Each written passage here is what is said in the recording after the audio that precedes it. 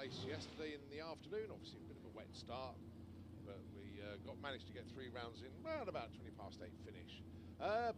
Same format today, more rounds of sports and qualifying, but with the addition of all the pro classes as well, kicking things off around about 10:30 with Comp Eliminator. And then it's going to be Top Methanol, Pro Modified, Pro Stock, Top Fuel, Nitro Funny Cars. Then, of course, all the bikes. It's going to be an amazing day. First up there, this is Pro ET, class sponsored by Mojistang, and we got Jeff Cowley with the Nova. He dials in 9.30, and Ben Newsom with the Mustang, 10.6. These are the numbers that these guys are trying to run. Qualifying, it's not racing. 9.12 for Jeff, big breakout. Ben Newsom the right side of his number, but he stays put in the number 7 spot. Right, this man yesterday went perfect. He dialed in 9.11, he went 9.11 with a 0, just to make it even more precise.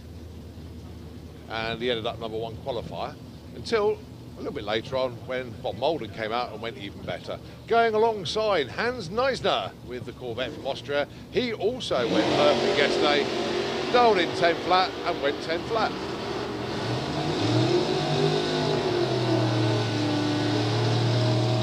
A 9.12, nice run there for Steve Hudson, 10.25 for Hans. But no improvement in position there. Right, Arnold Hull, he is on the bump spot. We've got 32 cars that can take part in eliminations starting tomorrow afternoon, and this man is on the number 32 spot. That's Arnold Hull, the Big Plymouth, going alongside Brian Huxley. That's his young lad. Lee out front. The team did very, very well last weekend here at Door Slammers, pocketing a very nice $5 grand. Dial-ins in 9.90 for Arnold Hull. Brian Huxley dials in 9.60.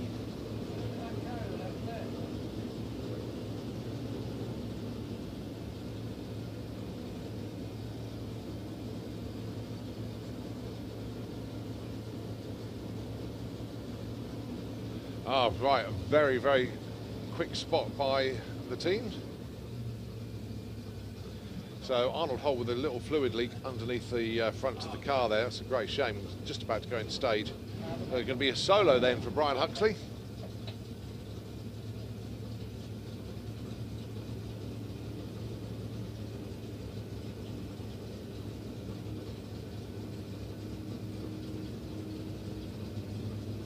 So we're looking for that 9.6 there, currently in the number 15 spot. Actually, that's quite a big puddle of fluid underneath Arnold's Roadrunner there, but arrow straight run. Brian Huxley goes 9.52. Big breakout there for Brian. Obviously somebody fed him too much Weetabix this morning. Right, next up, Gino with this fantastic little Escort. Still on a 2-litre engine in that car, unbelievably, but lots of bells and whistles in there. So whilst they just clear that little bit of fluid up in the coal-fire lane, Gino going to go solo here. Currently in the number 30 position, dialing in 9.73. Car capable of going way quicker than that. But Gino, very experienced racer, knows how to run the numbers. Let's see how well he gets on here.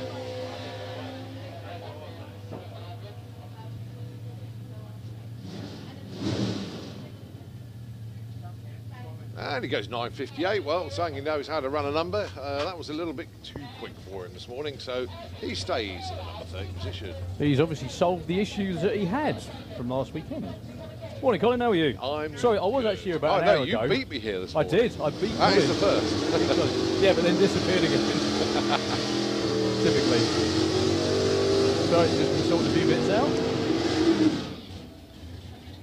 Right, next up then it is the Roadrunner of Tom Watkins.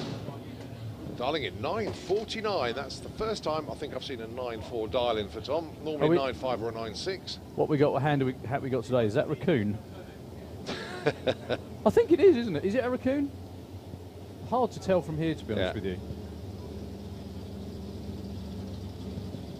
Siberian tiger. Sorry? Siberian tiger. Siberian tiger, yeah. Lucky he doesn't get his head bitten.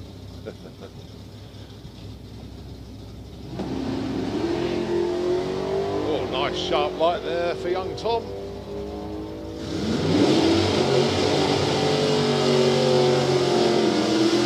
And 952. Number 10 spot there.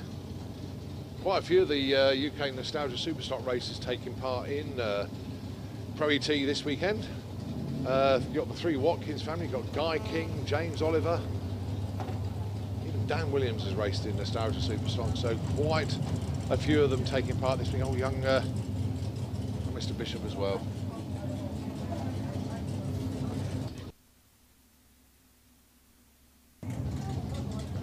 Simon Innes, Bob Molden, and Bob Molden, the owner of the number 1 spot, and pretty much cemented himself there, but anything can happen. Simon Innes, currently number 5 qualifier. Simon Darling in 10.65, Bob Darling in 9.61. Yeah, Bob's actually got a mare of a job slowing the car down to running super gas now. 63, yeah. Mr. Molden. What have you done to Consistent and good looking. Both, you know, both of them together. He's the perfect package. Right, Steve Hudson needs to collect his tow vehicle. So, Ange, I think you were down on the start line. If your tow vehicle is down here, but Steve Hudson needs to collect his tow vehicle. Right, Andy Thetford. Biggest breakout of the day yesterday, went 0.9 quicker than what he should do. Hence, the dial-in changed to 9.9. Well, I was going to say he's dialing in 10.8s and stuff like that, and that is a 9-second car. It's just obviously his right foot caught up with the rest of the car, didn't it? Yeah, big shout out to Mel actually. Rick Denny on the start line. So, oh no, Andy's got a little leak as well. What a shame. Probably in anticipation. So, Rick Denny off on the solo. Yeah, a little trace there.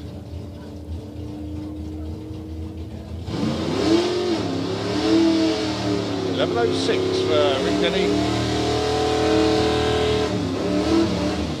Do you know, I know the crowd looks a little sparse this morning, but if you're stuck in the queue trying to get in, which I nearly was at 8 o'clock this morning, well, I was actually. It took me about half an hour to get in.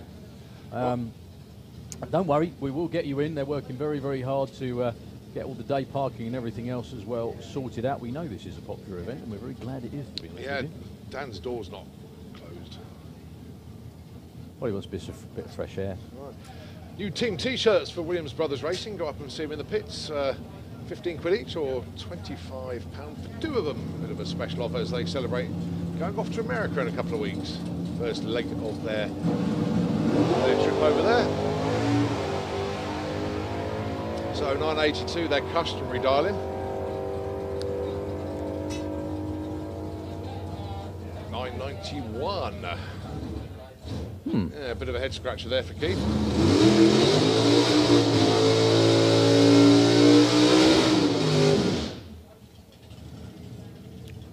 So how are you this morning anyway? Feeling refreshed? Yeah, good.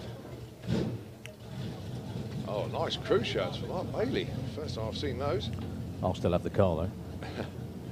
Yeah, Mark went 8.95 yesterday, big breakout. It really did lift the front wheels. A super launch he had yesterday. We knew then he was going to break out. Mark's not the best of lifting off the gas at the top end. It's too much fun. He enjoys it too isn't much. it? You know, I mean, you build them to go as quick as you can. That's a bit better. That will go very nicely indeed. That'll be the right side of the 9, unless I'm totally wrong. Steady, Colin. Oh, he backed off. He backed off. Oh, good job he did. 904. 25 done. Up to number 18.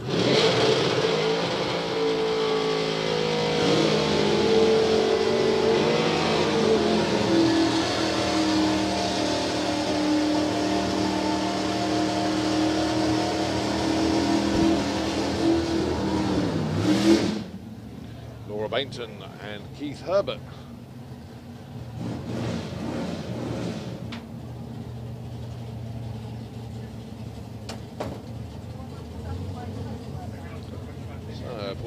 leaning in.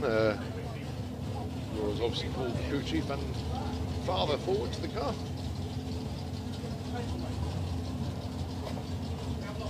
Right, Keith Herbert dialing in 9.49, the Plymouth Sport Fury.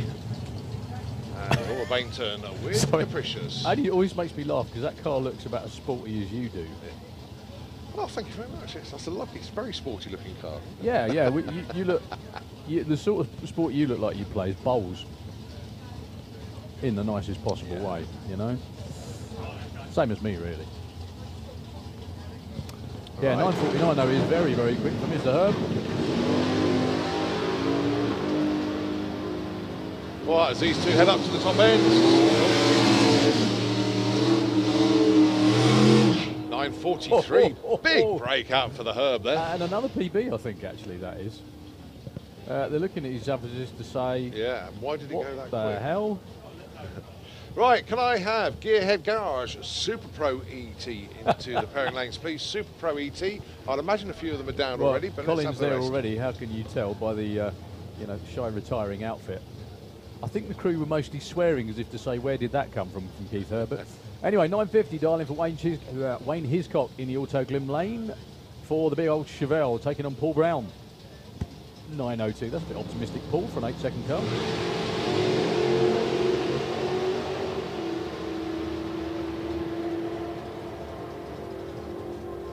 Right, how close to 9.02 then?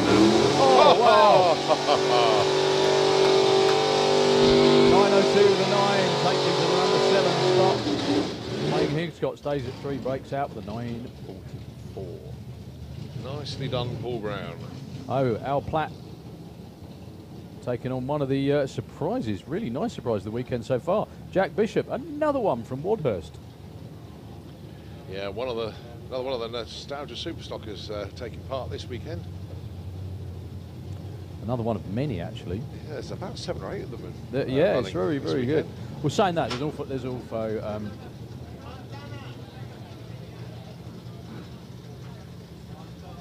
oh dear, don't you just love people that send you right, I'll just show you the random message I just got. You'll know who it's from. All right, just a minute.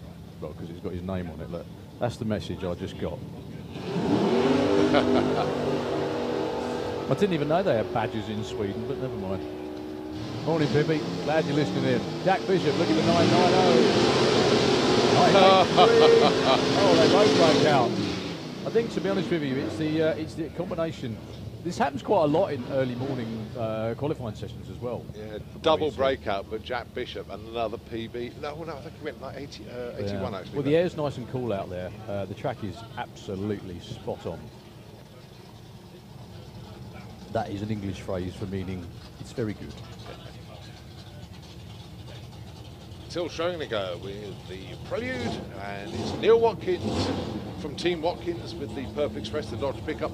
Did take a very hard left off the line yesterday in one of his runs, and then just poodled on up the track. Hopefully it's all sorted out. Yep. Okay. Well, so 990 the dial in for Till. They're both safely in the show at the moment. As always, though, that is always subject to change. 997 for Till, no improvement, stays at number 24. 1150 for Neil Watkins. How many more Watkins are there? They've got mobiles.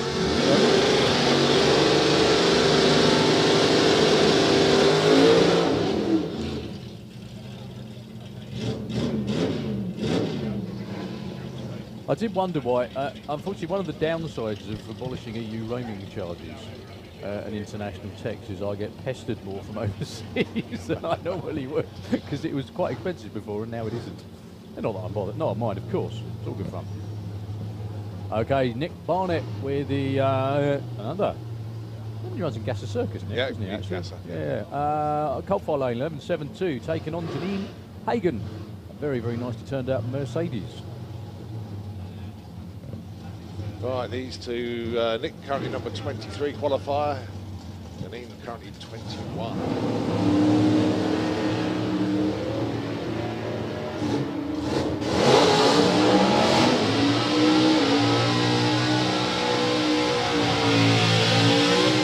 Big breakout, a pair there. 57 on a 72 for Nick Barnett, and 10.46 was a Darling, 10:41. Was that us?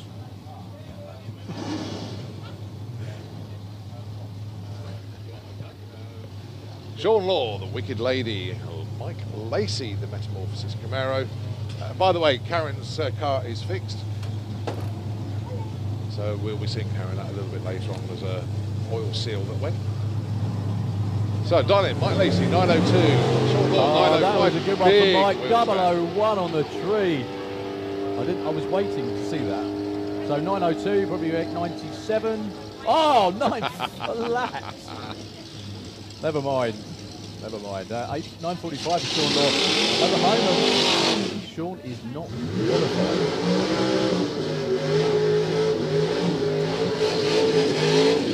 Now then, that's John Dalrymple down there, hoping for a decent run despite 80 crewing. Yeah, bumped into John in Fuel Bar last night, actually, and he just wanted to say the reception and the warm welcome that he had from everybody in Pro NT. He was so chuffed to bits with that. When he arrived, it was quite late in the evening, and everybody came around and helped him set up his pit, put his awning up and everything. Probably so because he knew that 80 wouldn't do it, you see. They all knew what he was in for. So Jan Schiepers, his first run with the Velocity Mustang from the Netherlands yesterday, broke the prop loop, I think. He got a few people to help him out fix it, looking for 909 with the Mustang.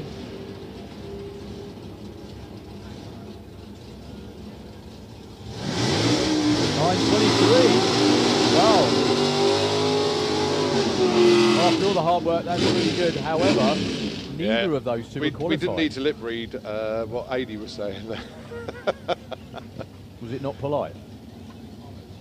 Well, shock of all shocks, mate. Look at that. Someone's put a tower block on the front of that Cuda. No, the Challenger, I beg your pardon. Yeah. Look at that. Anyway, I'm only joking. Tig Napier with the absolutely beautiful Bad Habit Challenger from Darlington in the coal-fire lane, 972, taking on Dave Cherrett, 10.90. Neither of these two are qualified. Elimination starts tomorrow, and neither of these two are in the show yet. That may change very shortly.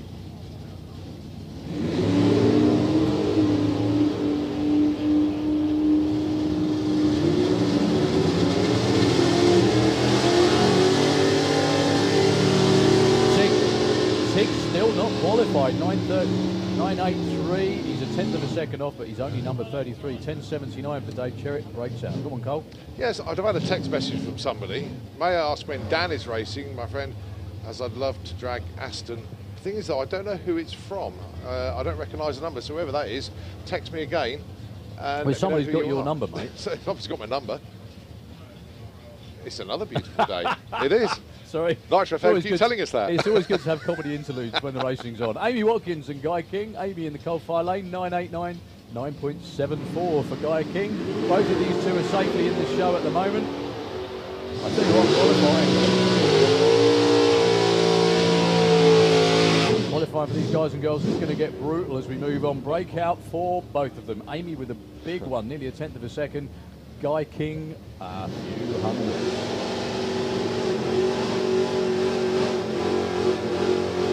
Well, it's good to see Karen back. Any idea what the problem was? Colin? Sorry? Any idea what the problem was? Yeah, it's an oil seal that went. Oh, really? Managed to get a hold of one last night. I think Jeff Hauser had one, so... Okay. She wasn't saving the car for a bigger crowd. Saving the new paint job for a bigger, you know. So Karen is number 39, most unlike the young lady. She only had one run. Yeah, but no one runs. She's normally number one. Such is the measure of that young lady.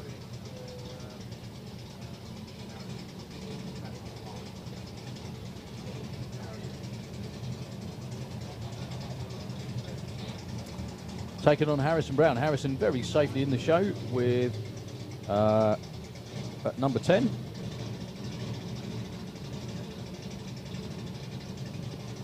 Well, we've got Super Pro to follow this, and then it will be the juniors. But they have not been called yet, just so they know.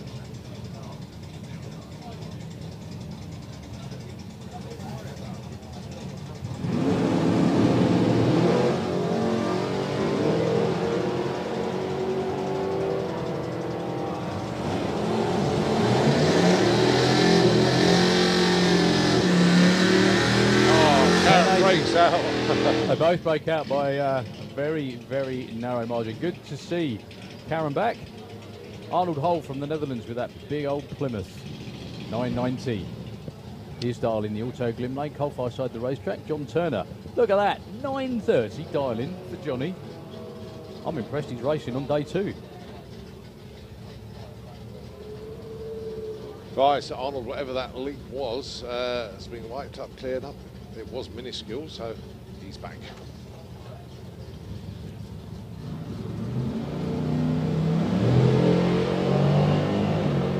My goodness, John Turner's turned into a real racer. He's pulling red lights now as well.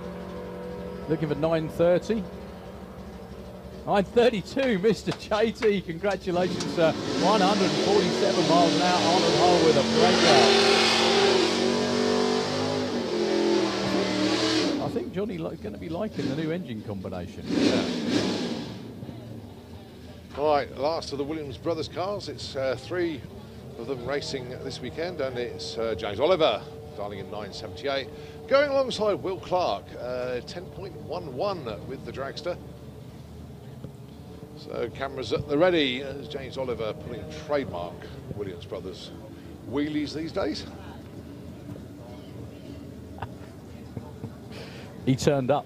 I thought we'd scared him off yesterday. I thought he'd had enough of us. He's actually come to say hello.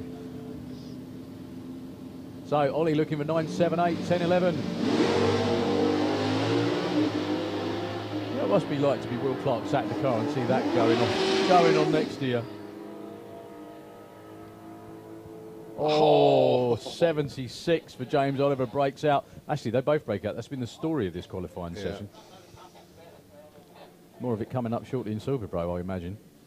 So Rhiannon Bolili, I think Rhiannon is going to be the last car in Pro ET. Hang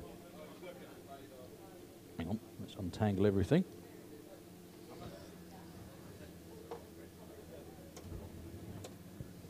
So Rhiannon looking for a 10 flat. She can go way quicker than that. That's got a turbo on top of it now, that car.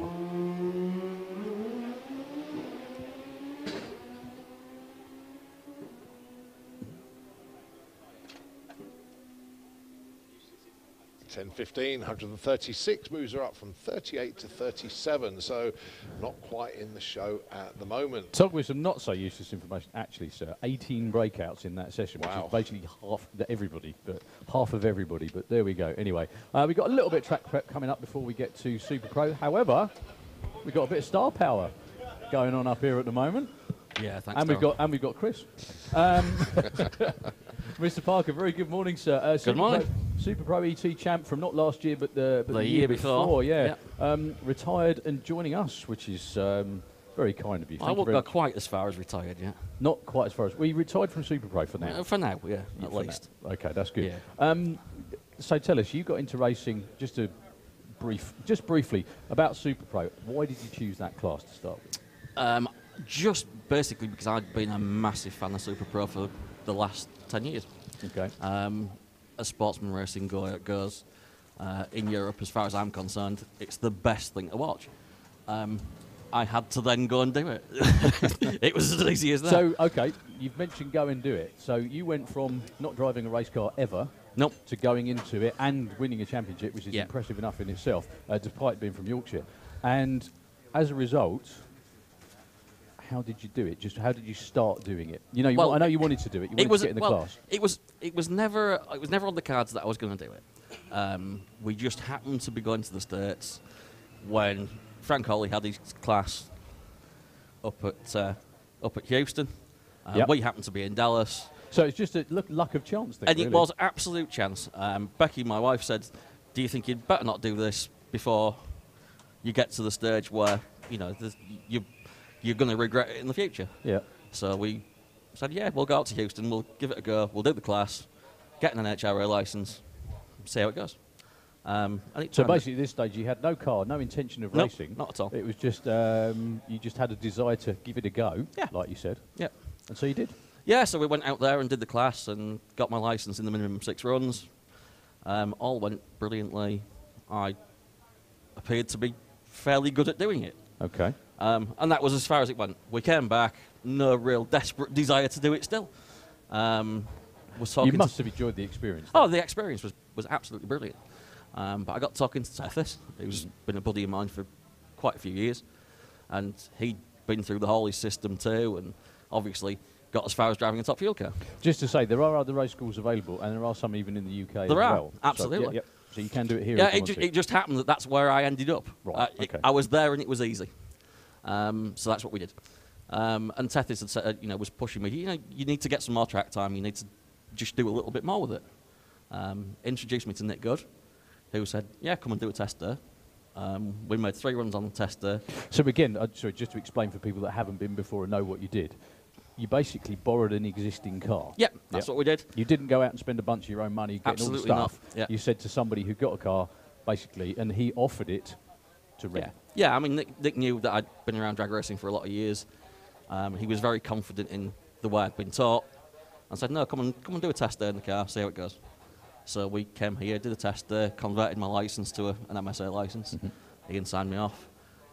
All went brilliantly, and Nick just was very happy with what we did and said, "Would you like to come and do a race meeting?" So from there, we did the national finals.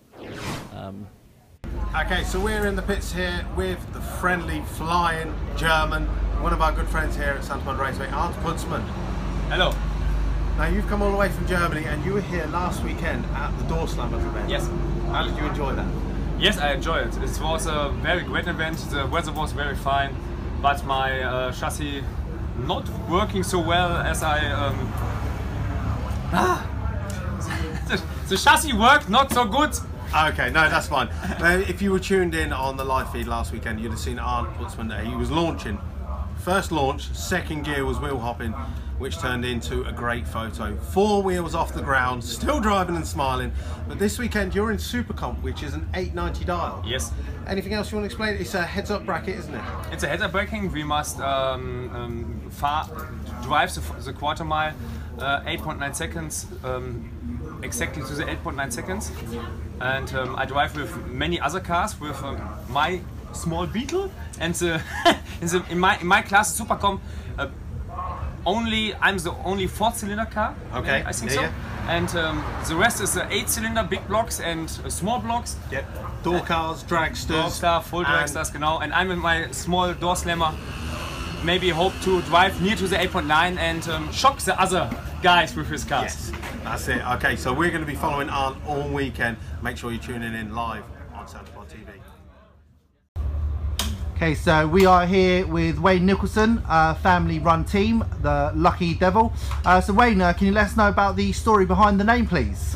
Yeah, the car was. Oh, sorry. Let's go back a little while. The previous car that we had was unfortunately destroyed in an accident on the way to Santa Pod back in 2003, and quite a few people said I was really lucky to survive the accident, which I was, and it came about like that, really. You lucky devil. So when we built the new car, it seemed quite apt to call the car the Lucky Devil. Well, that's a good story behind the name. And so Wayne, you're a family-run team. Pretty much all the members are family members. Is that correct? Yeah, there's myself, my wife Belinda. She met me and I had a race car, so she's not known any different. Both my sons, or our sons, Gareth and Joe, they're in the 20s, and again they've been born into motor racing. My son-in-law Tim and a good friend of mine Richard is part of the crew as well. So quite a close-knit crew. And we all live extremely close to each other. Yeah, and what's the role for each individual member? Wow, I drive the truck, I pay the bills, I get involved with maintaining the car, helping to tune the car, drive the car, thinking about the car, etc, etc. Belinda's just as important. She gets involved with the sort of decisions we make on finances and things like that. She helps on the start line and looking after the crew, catering, making sure everybody's fed and watered. Plenty of tea, yeah? Yeah, plenty of tea and coffee. And Gareth, our eldest son, unfortunately can't be here this weekend. He is quite an important part of the team with tuning. He's very, very intellectual when it comes to the computer side of things and the data. And Joe, our youngest son, he helps out get me in and out of the car, get me strapped in. He's on the radio as well, talking to me in the pairing lanes. And Tim and Richard maintain the car and look after any repairs that we do as well. Okay, nice close family there. Everyone's got their role, everyone knows what they need to do. Yeah. So Wayne, we're going to follow you out through the weekend. I mean, what tweaks have you done since Door Slammers? You were here last week at Door Slammers. Any big tweaks or just little small ones? Well, over the winter we took the supercharger off the car and we sent it across the USA to a company called Hammer Superchargers. And Troy Critch, who runs the company, he reworks the supercharger for us, and it's now creating a lot more boost. With boost you add more fuel to make more power. So last weekend was the first time on Santa Pod's new track, which we found to be very good, and all the previous data that we had was almost meaningless. So last weekend was just a test event for us. It's good that it was the Door Slammers, and it was good that the weather was so good, and we came away with some great information. In fact, we got a couple of really strong numbers in the 60 foot and the 330 foot, and that's what last week was about. It was getting some data on the new equipment that we've got, and hopefully we can piece it all together this weekend and run some PBs and qualify exceptionally well. Okay, great. Well, we'll be back in touch over the weekend, Wayne, and best of luck. Thank you for your time. Thank you. See you soon.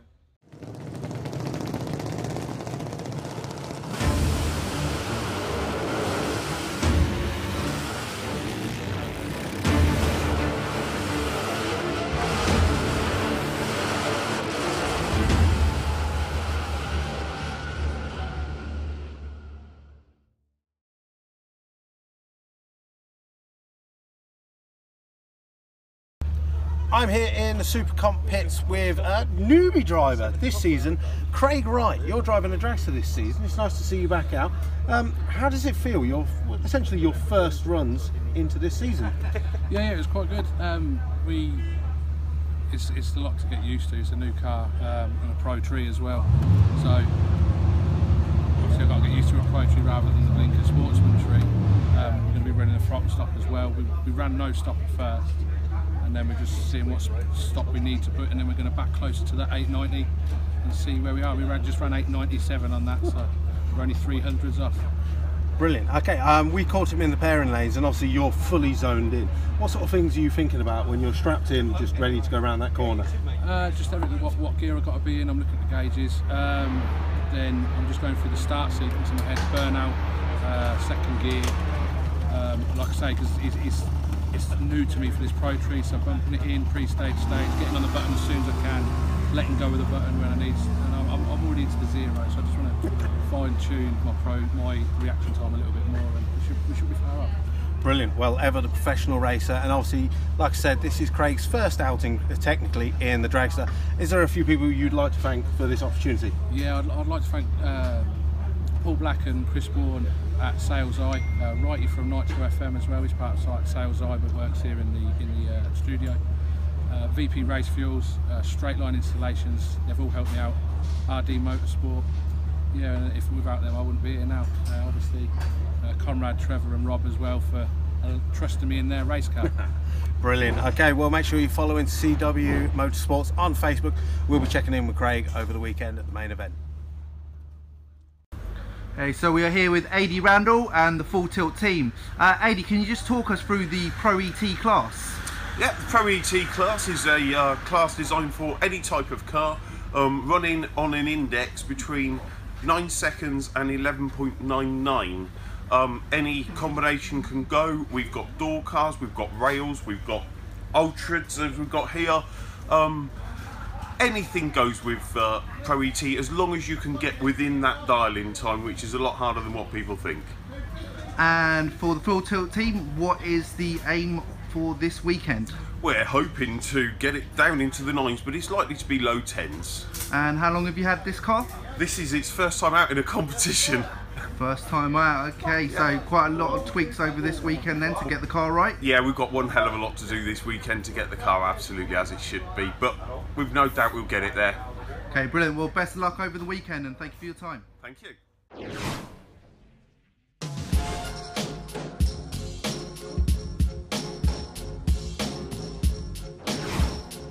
The car in the other lane is likely to break out.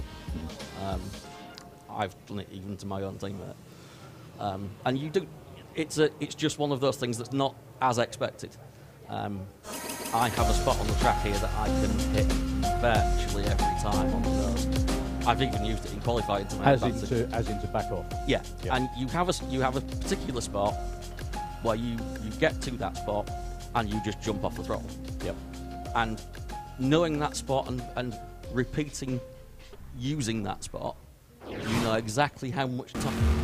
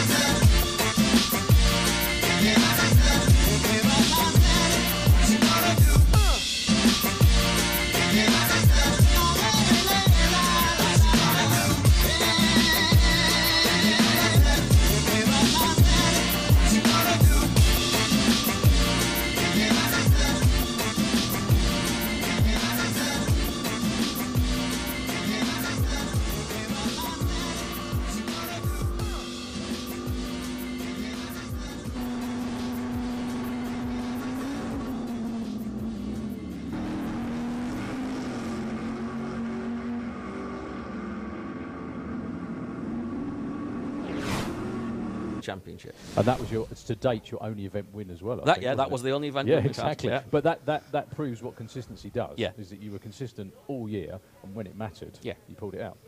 Yeah, absolutely. And when we won that, we looked at the ladder. Hey, we are here with Caitlin Deavy, aka Miss Dynamite, Junior Dragstar. So Caitlin, let us know, how did you get into drag racing? Basically, my dad took me up here for Flame and Thunder, and there was juniors going down night racing, and I thought they looked really cool, so I asked if I could do it, and then I just got into it like that. Okay, and how long have you been into drag racing? About 2 years and a half, 3 years. Roughly. Okay, and your friends at school, what do they make of this? What do they think? Have any of them come down into Santa Pod to check you out? I don't really tell anyone at home because I get embarrassed, but the people I do tell, they do find it really cool. Yeah, amazing. And the aim for this weekend? is to win the event. Yeah. Anyone that you're worried about coming up against? Not really. If I go up against anyone, the key thing is that just pretend no one's there, and then you win your own race. Amazing. All right. Well, best of luck for the weekend, Caitlin. Thanks for your time. Thank you.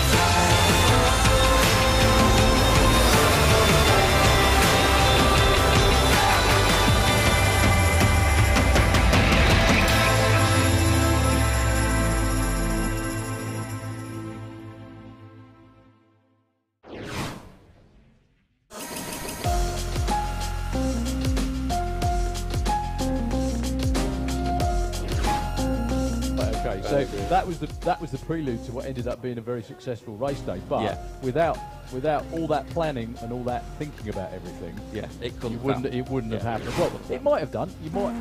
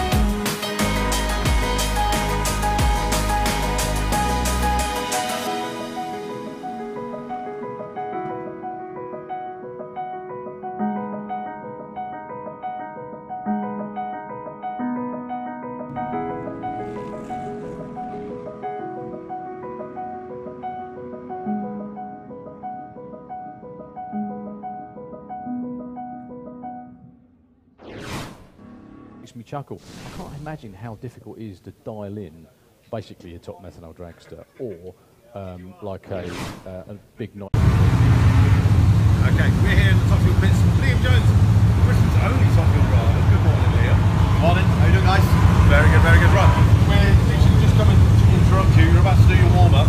Please just tell the guys on Facebook Live what the warm-up does and why you do it. Right, so basically we're making sure there's sort of no leaks, not everything's working. We bed the clutch in, so that's basically it, getting it ready to run. So, Brilliant. And obviously doing a Top Fuel warm-up draws in a massive crowd. There's a bit of fun in the morning. It's literally just like ping-pong with the fans. But yeah, Liam Jones is ready to go for Great Britain.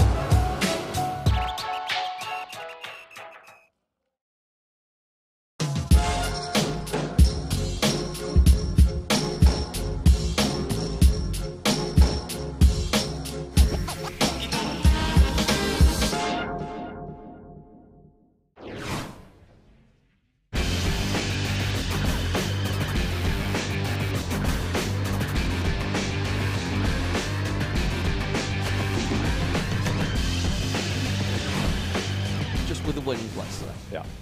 You know, if we've got a So 10 that lap, makes a big difference. Okay, just tell us what difference. I mean, Yeah. you've explained all the scenarios about how to win and lose and Yeah. back.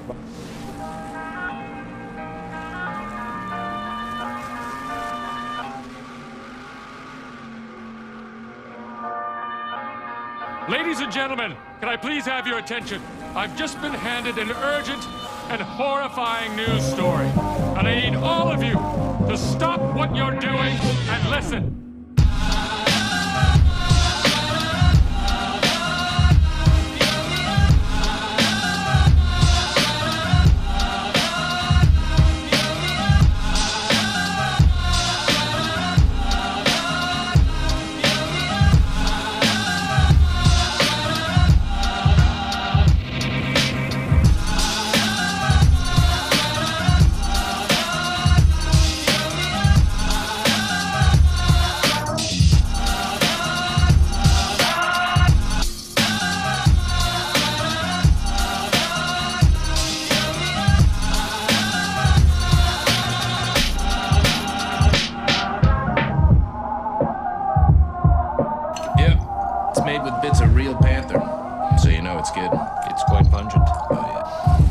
Stings the nostrils in a good way. Yeah. Brian, I'm gonna be honest with you, that smells like pure gasoline. 60% of the time, it works every time. That doesn't make sense.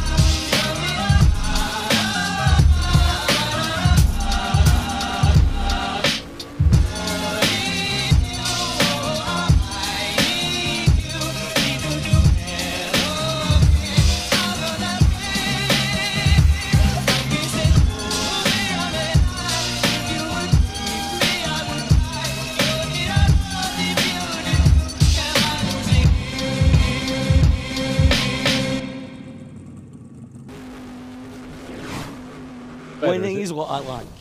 I haven't, you know, that's my thing. I like to win. That's very honest. But funny enough, actually, funny you should say that, because that's what drives a lot of people as well, is Yeah. the winning. I mean, again, sorry, just very briefly, I never knew how competitive I was and how much I wanted to win until I started doing it. Yeah. Right. And my first competitive run in a top fuel car, I came back and everybody said to me, that was really good. No, it wasn't. We lost.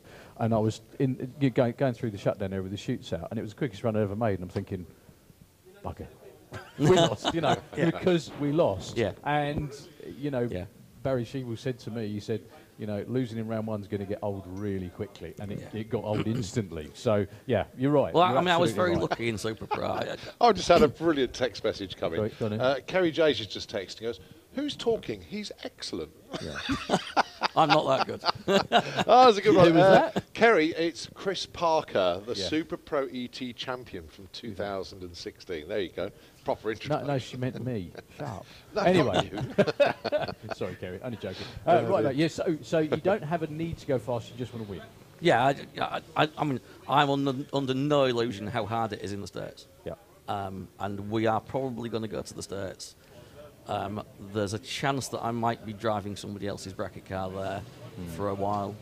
I might buy a bracket car there, and then hopefully do a couple of months a year in the States and get lots of racing in that couple of months that we go. That would be super. However, I know you went to the $1 Million down at. I did go to the $1 Million. Yeah. Well, just explain what it is to those that don't know. The $1 Million race is the biggest bracket race in the world. Okay. They race for up to $1 million. That's the first prize. We turned up, and I've never seen anything like it at a track. There were cars pitted anywhere there was space that was within half a mile of the track. 8th mile track as well, isn't it? It's a quarter-mile track at Montgomery, but it's run actually, 8th but they mile. run 8th mile Okay, because if you go to the States now, trying to find a quarter-mile bracket race is virtually impossible. Virtually They're all 8th nobody mile, does it. This,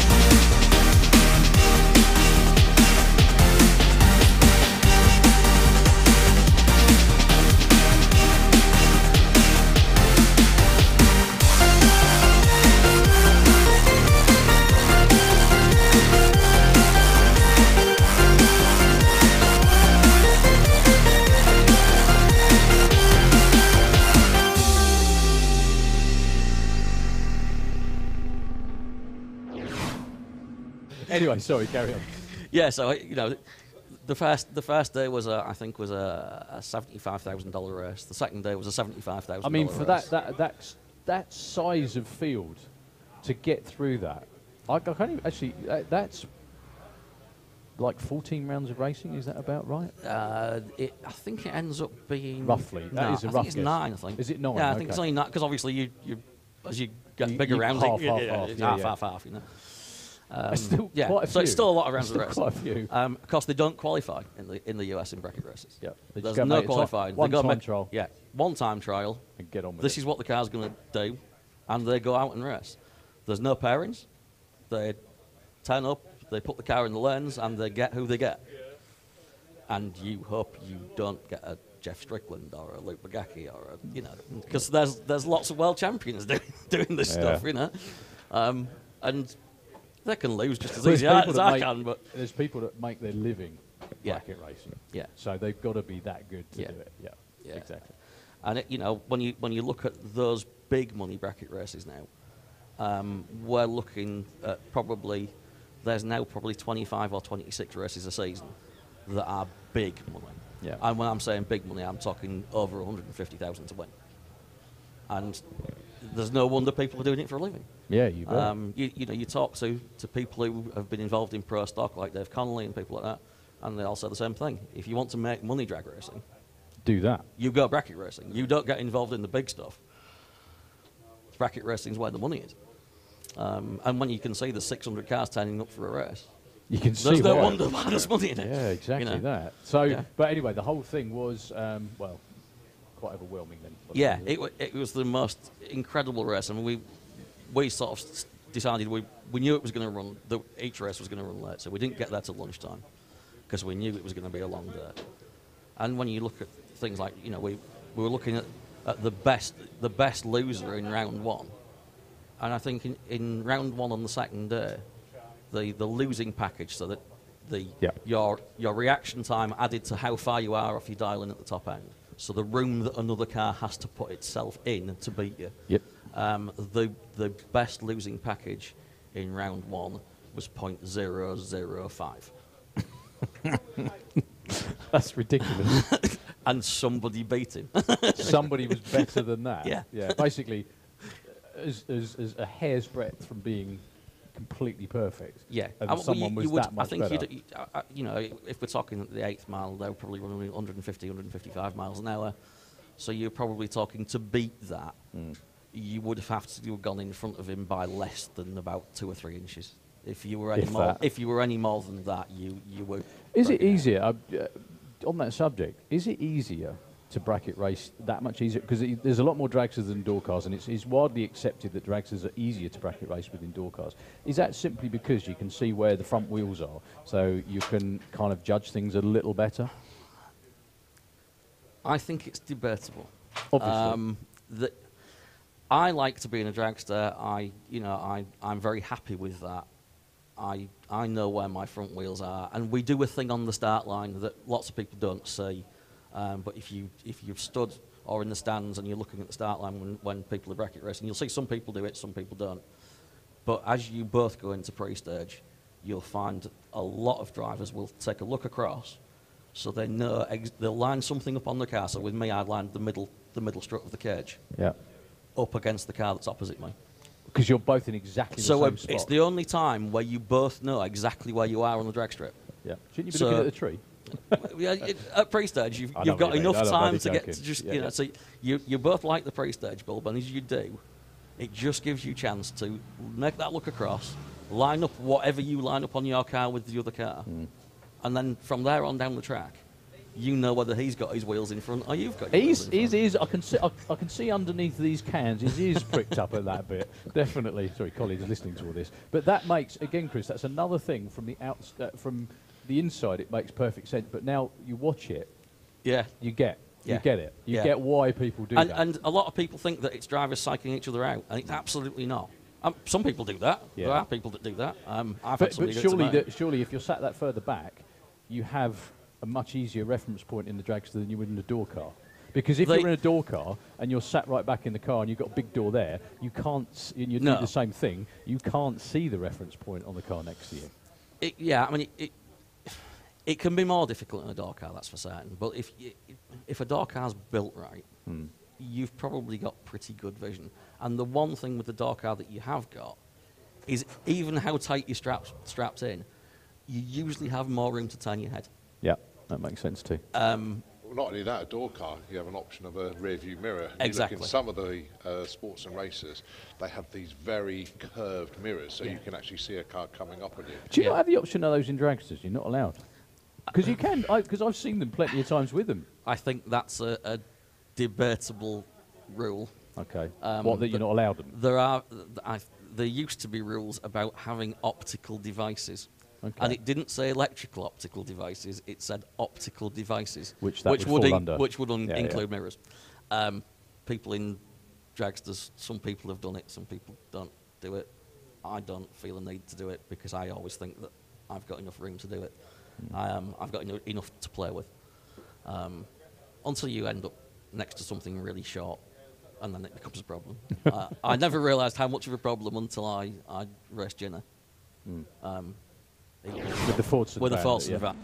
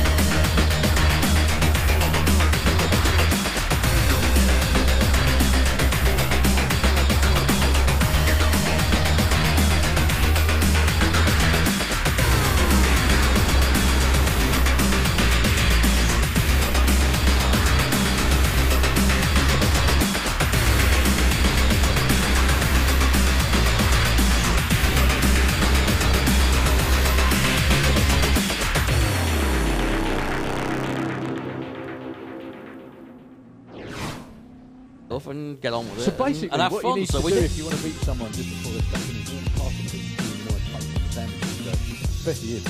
Imagine that, put him off forever. That would. Well, my friend Mr. Crawford is looking at. Would you like a Werther's original? Just to take your mind off it for a second. Very quickly as well, good news, folks. He's looking on the radar. All the wet stuff is gone. Fingers crossed, it's all gone for the day as well. It's supposed to get sunnier through the day as well.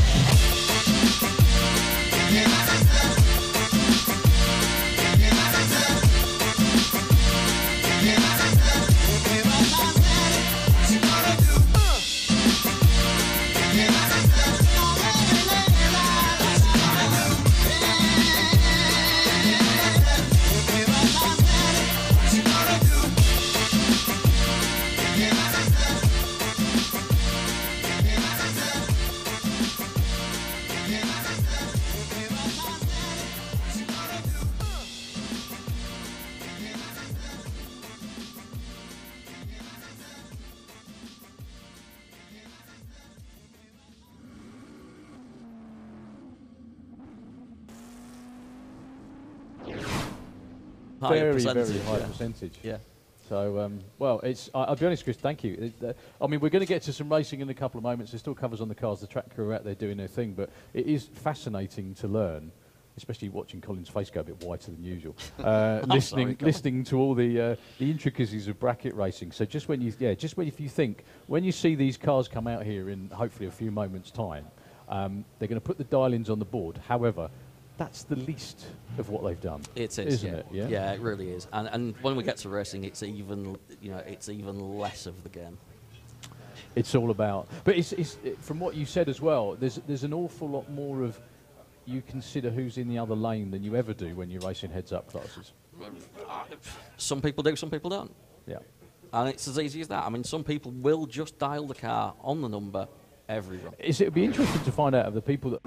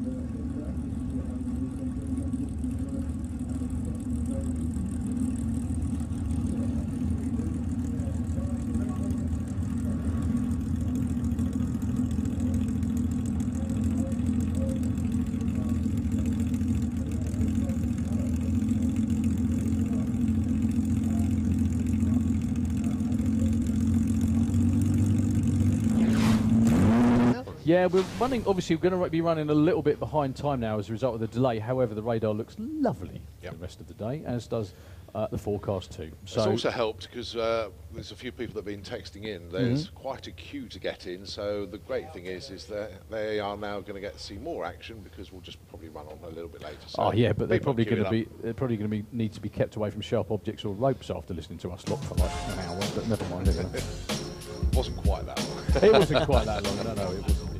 And the other thing as well with Super Pro, like this weekend specifically, is you get a bunch of cars that you'd never seen before as well. Yeah. So like Oliver Krautberger, as I mentioned yesterday. I'd not before last weekend. I'd not seen it, and I'm a G-body lover. For a guy who drives dragsters, certain door cars that I can do, and Right, G-bodies are explain G-body.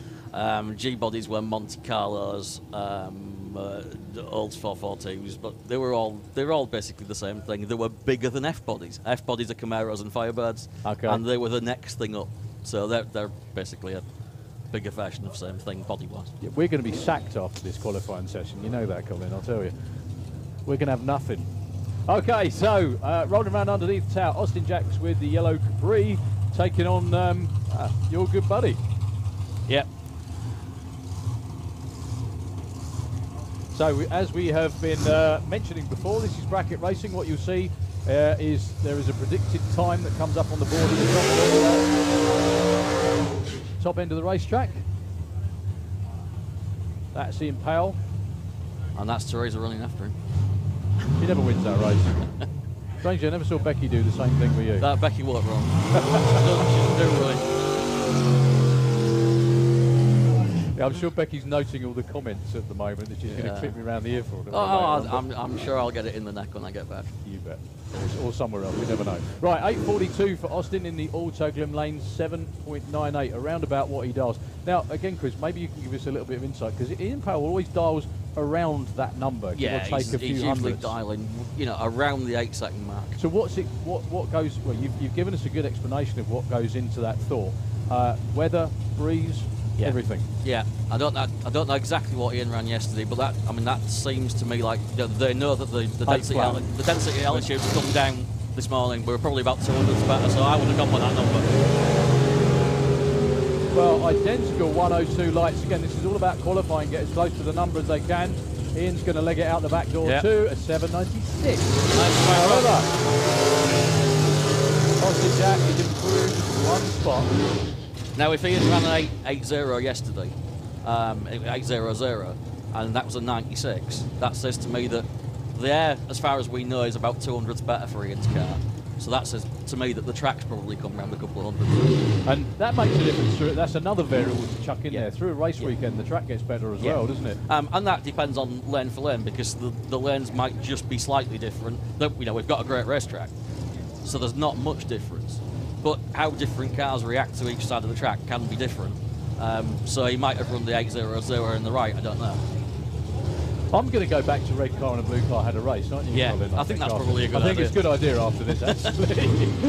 Just kidding. Oliver Krautberger from Austria with the Monte Carlo in the qualify lane. 8.99 is his dial. He's in at number 24 at the moment, and a number 1 qualifier at the moment is in the other lane, Laura Turbeville. 780, they've knocked a tenth of a second. Yeah, I'd be dialing about 85, I would have thought, for Laura in this, but we'll see what she does. Well, she ran 3 790s in a row yesterday. Yeah. We'll see. Well, it's good this, because we can see who's right, can't we? 003 lights. Good light. Very good light, that one. Looking for 780. 789. Oliver Krautberger improves a 904 on an 899, takes him up to the number 20 spot. Laura still stays number 1 for now, though. Now, the other major achievement in Super Pro these days is just qualifying, isn't it?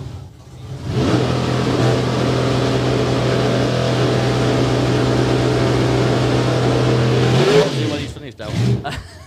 What did you say again? Sorry. I was just going to say, for the other major achievement, especially on a day like a weekend like this, is just qualifying. Just getting in the show. Yeah, just getting in the show is it's so tight, and with so many cars and quite a few rounds of qualifying, you really need to be on the numbers so he can get in the show. certainly do. Okay, up next is going to be Dave Russell, 869. Dave had a horrible start to the weekend. Busted the gearbox, I think it was. Yeah, this is the second run on this new transmission that he's got in, so he was pretty much fingers crossed when I spoke to him. It went a little bit too well yesterday, didn't it? Yeah, 869. And Scotty Crutzen, 851 with the Flying Scotsman. He's quite comfortable at the moment at the 21 spot.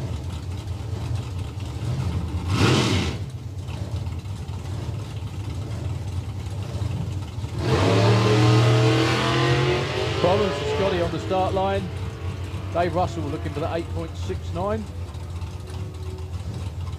Oh!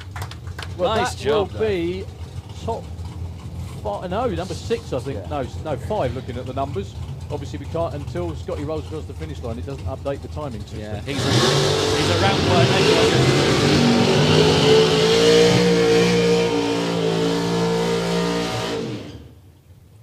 So it's very weird to watch the smoke following the cars as opposed to billowing out the back, but there we go. Anyway, yeah, Dave Russell was number 6 after that one. Right. Okay, Super Pro ET is one of the very heavily sponsored classes. Best losing packaging eliminations from the Festival of Power. Obviously, that's been carried over. The best average reaction time in qualifying only for the main event is the best average reaction time for your best 5 runs. If you do not make 5 passes, you will not be counted. Unless we end up short of runs, probably. Ah, that will be why. That's usually... That will be why. Yeah. You've had that one as well, the Super Pro Off the Trailer Award for qualifying only. The Super Pro Off the Trailer Award, that's for your first run. Yeah. They all got quite annoyed with me because I kept doing it. I won it 6 times in 3 years.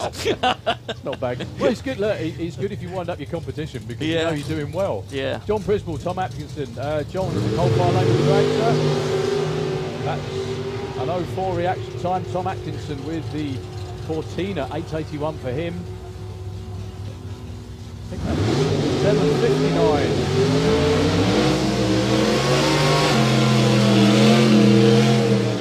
See if we can smash that breakout record from Pro ET qualifying. Anyway, very quickly, 2018 sponsors, Prism Paintworks, just from there. Gas Appliance Services, GMP Chemicals, Gold RV, all this without the aid of binoculars today as well. Colin, we didn't have this yesterday. Colin was reading someone's t-shirt. Giles and Hartley Racing, Windscreen Wizards, Extreme Racing Limited, Van Lersum, USA Cars, Pete Waters Race Design, Highway Plant Hire, Hydra Holes, Mersch Manifolds, Carl and Gandolfi Composites, BradJacksonRacing.com.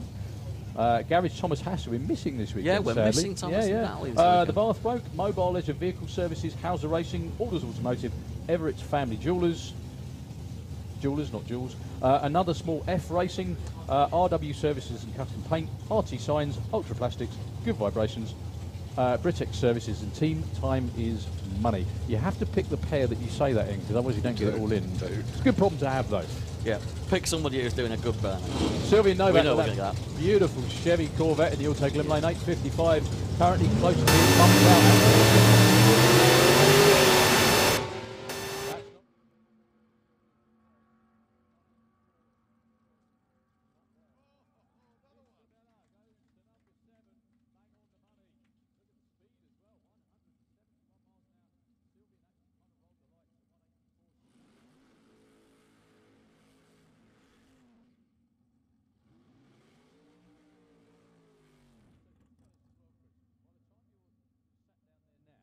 Have you decided the dial-in before you come, you know, if you're back in the lanes, or do you just leave it to the last moment?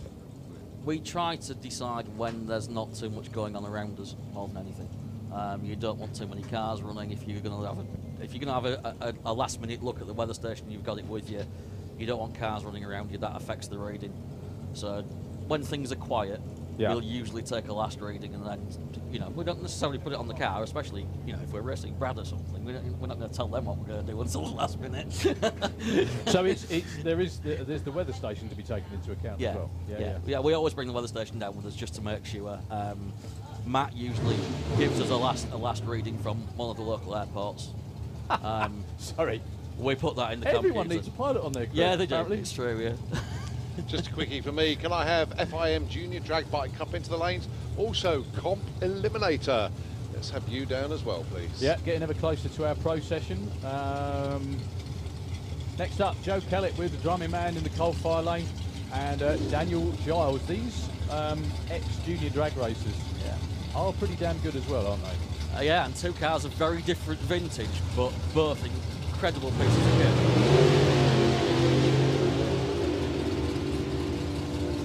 750 for Dan, he's number 13 at the moment. Oh my goodness me! That's not a breakout.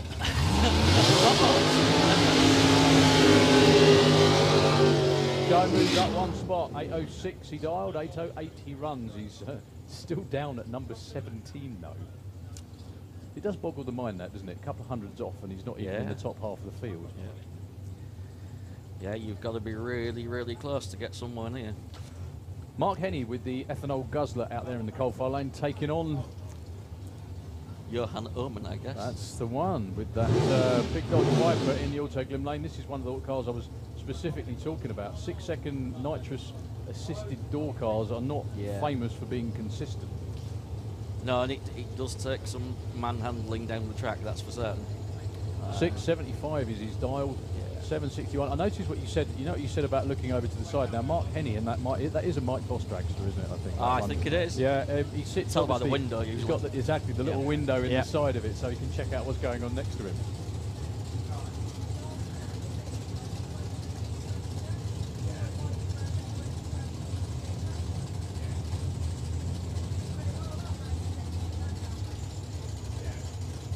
So let's see what Johan Oman can do. Neither of these two are qualified at the moment. Mark Henney had all sorts of problems for him yesterday. He's normally bang on the money. Much better for Johan. Oh, lots of smoke again for Mark Henney. Whoa, dearie me, that looked like a big one.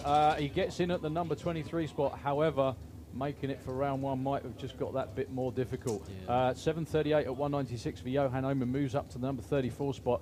But all the concern and the check-in is going on in Mark Henney's lane. He still went through. Very strong, actually. The motor didn't seem to slow down. 766 at 173 would not normally be cause for concern. The speed's pretty good for the time, so it seems like it was still making power. Yeah, well, the fact that no one's walking away is never really a good sign. That was a lot of smoke as well. Yeah. No, they're being called forward. Yeah, no, we're being called forward. It's all good. So your next pair underneath the tower, Eric Angeloni with that the Custom Gang from France. Good to see Eric and the team. He hasn't been here for about 16 years, I don't think. Yeah, it's a car that I'd not seen before. So he's running in. I know most of the cars around Europe. He normally runs the ATD series in France. Yeah. He won Hockenheim in Super Pro a couple of years back, I think. And the man you said, like, yeah, one of my heroes below us. One of the reasons that I got into Super Pro, I guess. Just to beat him when he never got to race.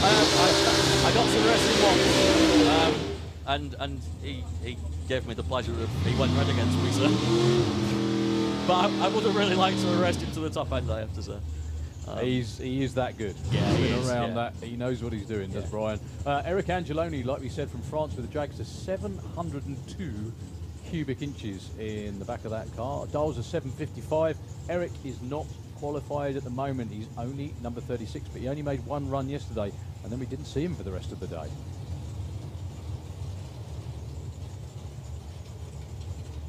It's good to see everybody. There's a lot more European competitors here for this weekend. Yeah, that's really nice to see. It's very nice to see as well. Well, the ATD, the Association Trophy Dragster, I think that's what it stands for. Yeah, in France series. Yeah, it's really gaining some legs, and there's lots of these type of cars out there as well. There is, yeah. You know, if I was in a position to, I'd love to go out there and do a little bit. With us doing what we're doing, going to America, that's not going to happen very soon. Problems again for Eric Angeloni. Yeah. Brian Payton's looking for an 879. 885. No improvement for him. Eric Angeloni gets put back off the starting line. What a horrible weekend for that team so far. I'm sure they'll get it turned around because they're very good, quite frankly. He is a very good and very accomplished Super Pro racer, is Eric. Yeah. But not their normal. Just not having the weekend that they really wanted. Not at all. Up next, Mick howling this time. It is, yeah. Sponsor on the car, Colin? Ah, well, must be fixauto.com. It must be. Do you They're know what, here actually, today. I drove past a Fix Auto just up the road in near Findon last night. So they're not just in Penzance.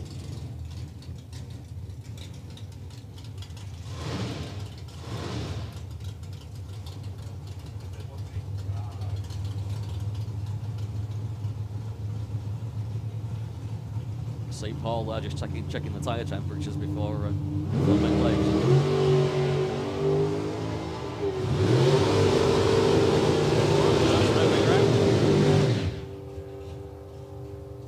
847. Going for a bit of a weave at the top end. Let's have a little wander. So no improvement for Mick, number 3. Taking on Jens Konecki from Germany, one of the happiest people on the property a week ago. Took runner-up in the big bracket at the Door Slammers on the Sunday. This time round, dials an 820. Thanks very much indeed to unrivalled.com and Mr. Simon Groves for the pit notes. This was a Pro Mod car. Once upon a time, I said it looked like one. However, I didn't realise it was. 818 breaks Little out breakout. just. At 162, yeah, it was a full-on Pro Mod car at one point. That. It's all gone quiet. Only briefly. Don't worry, I'm sure we can pollute the airwaves with something even less interesting. So next round, the tower. Yeah, I can see something that looks a little bit like an aircraft carrier, so that must be the Impala. Dave Evans is indeed going to be coming around and taking on. See, it's cars like this. What you're just about to see rolling around here, the 55 Chevy. And strangely enough, when you line up next to him in a dragster, there is plenty to look at. It's very low, that car, isn't it? It's incredibly low. It looks like it's been run over. I actually remember seeing that car when it was in the States and it was Charles Carpenter. It's still that car, isn't it? Kind of. Yeah. When it was Charles Carpenter's car, when it was a Pro Mod car. This is John Gerritsen. Ran a personal best yesterday down in the 660s. I only saw John run once yesterday. Was that the last one? He did his usual and got off the throttle early. So it'll be interesting to see whether he's still playing the same game. Well, I think he took it on through.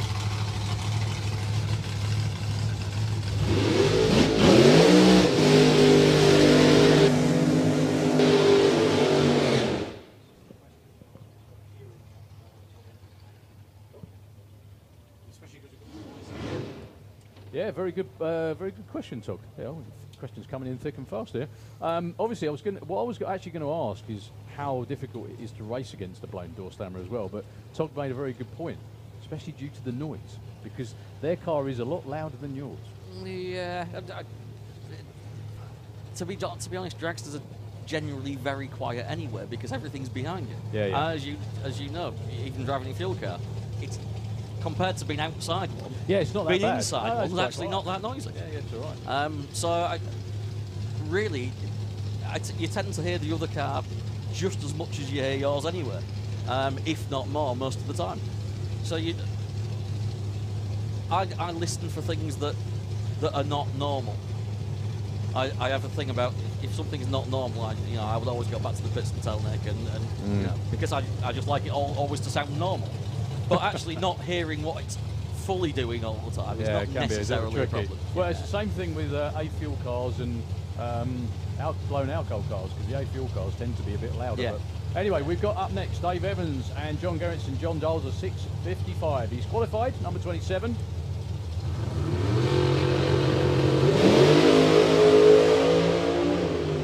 Whoa, that's moving. It's having a little bit of a wobble, but he's kept his boot in it. 6:67. Took it further down the racetrack, 211 miles an hour, and 8:04. Breakout for Dave Evans. Well, he's consistently in the mid-660s, and he drove that quite a bit further around as well. Yeah. But that's what I was getting at. Is like you said, is there's less chance for error because they're on the racetrack for a smaller amount of time. However, there's a lot more of that goes on. There's wandering there around all is. sorts. If you can make the car hook and do what you need it to do every time, there's less variable. But obviously making it do that is more difficult. Up next, Bob Doyle. Bob's not in at the moment. There's a shot.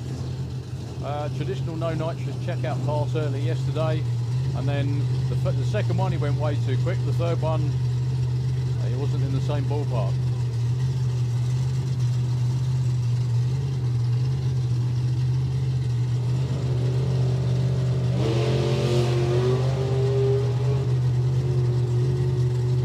Well, you could see the nitrous come on. 8:47. Bob gets in at number 28. Bob gets in at number 28 for now. Still not quite what they were looking for, but definitely in the right direction. Go on, Colin. Can I please have FIA Top Methanol into the pairing lanes, please? Top Methanol, can you come down? Right, on the bump spot, Alan Didwell at the moment. He's up next, qualified. Sylvia Nowak, Johan Oman, Bernard Saz, Eric Angeloni, we see him. Steve Johnson and Mark Flavel, probably the happiest Super Pro racer here this weekend. 677. And but he's unfortunately broken. And the first, isn't he? Yeah. Oh no, the first wheel-driven 6-second bath and his first 6-second bath. Yeah. You can't beat that. He'll be happy. Paul Brown, looking for an 895, Colin. Ah. And Walter van Lessen with another one of those big blown door cars.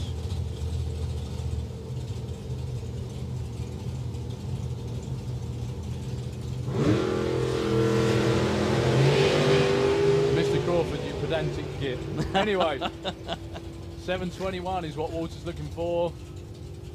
725, Yeah, that improves him a little bit. Oh, 894 with an 8. Breakout for Paul Brown. Oh, how close can you get? Told you had a quick car there, young Rory.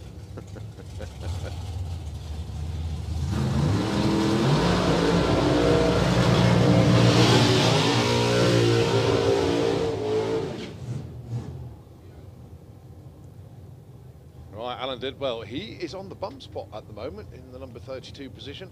There's plenty of space to get in, to be fair. But then if you take, say, Billy Gain in the number 20 spot, he's only 0.04 off his dial-in. Billy Everett, number 26 spot, at 0.06. But in the number 32 spot, Alan Didwell, 0.35. So anywhere close to his dial-in of 770 is going to move him up a few places. Can I ask you where number 15 is? Number 15 is Austin Jacks, 0.02. Yeah, well, that sounds about right. Top half of the field, 0.02 And this is only already. session 4, actually. This is only Q4, though. Yeah, I know. Because we lost a couple.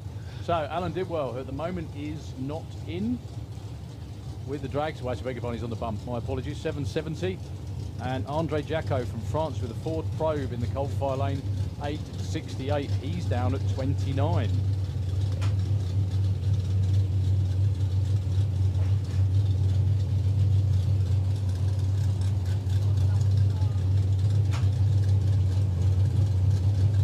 So both these two looking to move on up. See how good a job they can do.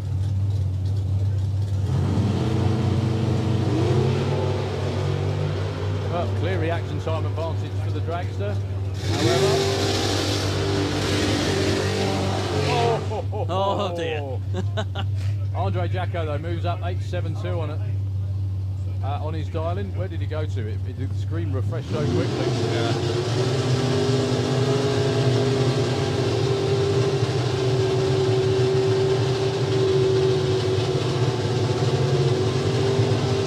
Alan Didwell though, 769 with a 7, and he dials in 770. That's the difference between the bump spot. Yeah, and top spot. Right, your former teammate then, Chris. Brad Jackson in at the number 18 spot. Now, Brad at the moment, 0.036 away from his dial. He won't be too unhappy with that. They had a little problem at the top end yesterday. I know that on the third run. It's fixed. There's not a problem. But then he's taken the perfect reaction time. Yeah. Very good racer indeed. Is young Yeah, Brad. brilliant racer. As I said, always difficult to race against, but a lot of fun. Woo! Whoa! Ashley Bell, all kinds of out of shape in the auto glim lane. He won't improve. Brad looking to improve and goes. Yeah, 771 with a 4. That'll get him in the top 5, I think, depending on the last number. Yeah, 5. Or maybe not. Yeah, it's 5, sorry. It's a good job they didn't put the 2 on that I gave them, isn't it? It's those last pesky numbers that you can't dial in perfectly. Well, Dave Catton was saying 70, Wayne was saying 71, and I was saying 72. So.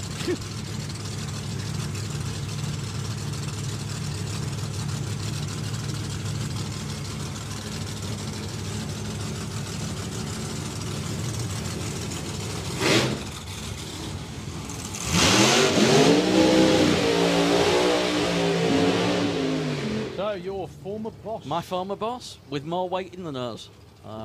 Keep it down. Said, yeah, well, yeah. The car tends to lift the wheels that quickly out of the beam on the start line. Nick has trouble. Nick has even more trouble than I have with the car going red. Okay. So just trying to keep the nose down a bit. So basically, by going straight up, it takes the front wheel out of the beam that bit quicker. That bit quicker. Yeah. So they're just trying to just calm the launch down a little bit and. Hopefully that gives him longer in the beam, which will now, you may be able to get... He's up against Bernard Saz with a fantastic hot trim from Andorra. He does a 740. That's a 6-second race car waiting to happen. Had a few directional issues yesterday, which hopefully they had sorted for today. But Chris, you could maybe be able to give us an insight. Right out the trailer yesterday, Nick Good hasn't run the car for 8 months, whatever it might be. Yeah.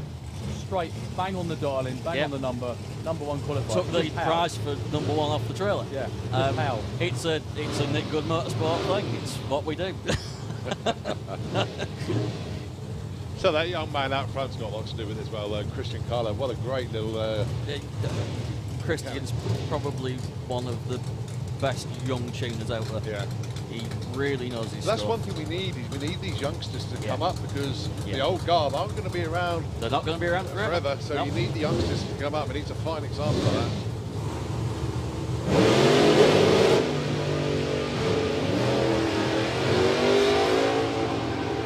Woo. Bernard Saz again taking a wander. 691 at 198 for Nick Good. Some way off of his dial-in, unusually. No forward motion at all.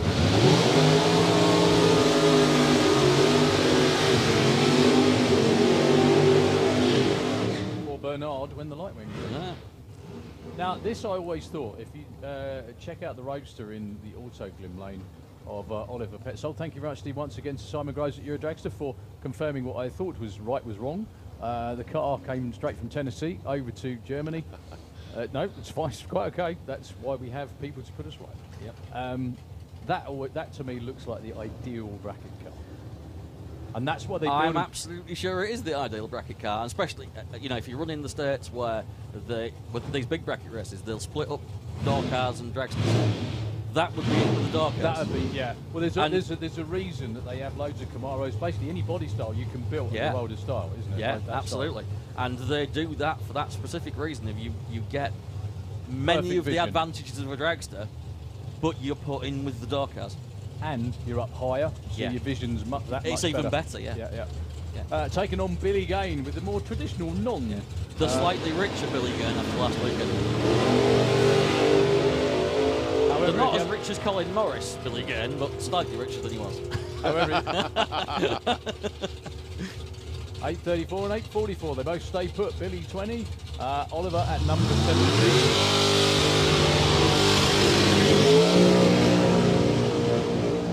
Billy was another racer that I always love racing against. We have a lot of mutual respect, and the teams, and he was always brilliant to race against. He's one hell of a bracket racer as well. He was one hell of a junior dragster racer as well, wasn't he? That's Billy Everett coming back with the Alien, the non-singed version of the Alien. Dials an 804. Billy at the moment is number 27 inside the field, not by as much as he'd like.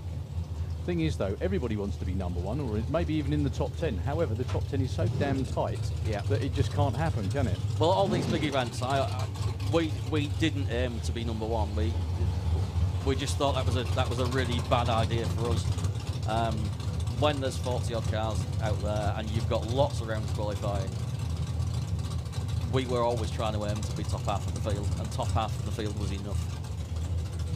That's why I was asking Colin about where number 15 was, because that's what we'd have been doing. Or thereabouts. Yeah, we'd have been trying to Thing is, look if for you're that in, number. if you're in the field, you got a chance, no Yeah. matter what. Yeah. Pete Waters has been in the final when he was number 37 qualified, 5th Yeah. alternate, you know. Yeah. 007 light. Nice light. He likes Oh, going for the heading wall for at the the wall a top. little bit. He's done it. He did that at every run. 808 stays at number 24. But to be honest with you, on race day, you'd kind of take that package, wouldn't you? 007 light and 400s off. You'd like to be a bit closer on your dial, but the reaction time has made up quite a bit of that. Well, you know, if you know that's your on race day, if you know that's your window, yeah, you dial 400 slower than the car's going to go, and then you make sure you keep your nose in one way or another. I know, man, very good at doing that. He's down on the start line. Very right good at doing now. that. Mr. Scott Hauser, the Hauser Race Cars shop vehicle. That's his dad, Jeff. Is Jeff gonna? Is Jeff? No. Is he? No. Jeff's known for last-minute dialing changes. Keep my eye on him. 761 is what Scotty's looking for.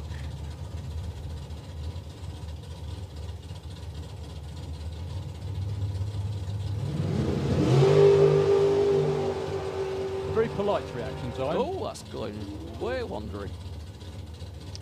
So much so, Scotty actually backed out of he that backed one. out of that. Yeah, he was heading for those 8 mile blocks there, and I think decided he didn't want to go eating polystyrene. Yeah, polystyrene munching is not the best way to spend the day, especially if you've got a bike. Track crew out there doing their thing. If you take a look at that, those are all the SBLC marshals out there. We've got them on the start line, we have them behind the start line, we have them all the way down the racetrack, just to check out in case anything's occurring on the racetrack. Also, he says throwing his keys on the floor, we also have an entire army of them way past the finish line, all the way down to the last turn-off. Angie and the lads down there, very good morning to all of you.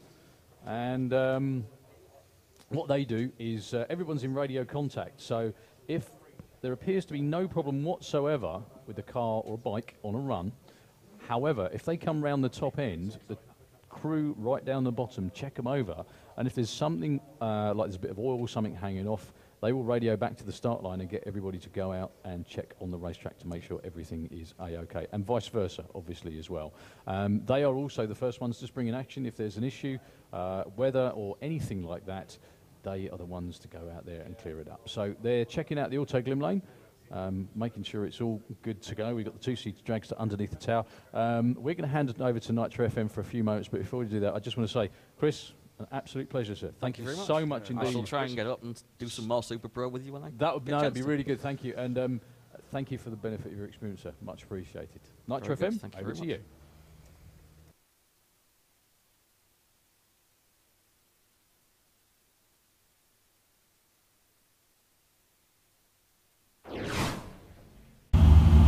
Okay, we're in the bearing lanes here at Santa Pod Raceway. It's the main event, and this is the first thrill ride of the weekend. Now, our test pilot, I haven't quite met him yet, but what's your name, sir? Jamie. Jamie. He's going to be the first one going down in the thrill ride this weekend. Santa Pod's very own two-seater dragster. ETs range from 7.8 around to about 8.1, depending on the conditions on the day. But let me guess, are you excited, sir? Yeah, I am, yeah. Very excited. And did you pay for this yourself, or is it a birthday present, or anyone you want to thank? It's a birthday present. Thank you to Ashley, my mum, and my dad, and my girlfriend's parents, or ex-girlfriend's parents. Okay, Yeah. so we're going to watch Jamie go down the track, and then we're going to catch up with him straight after to make sure you're going to have a go in the thrill ride.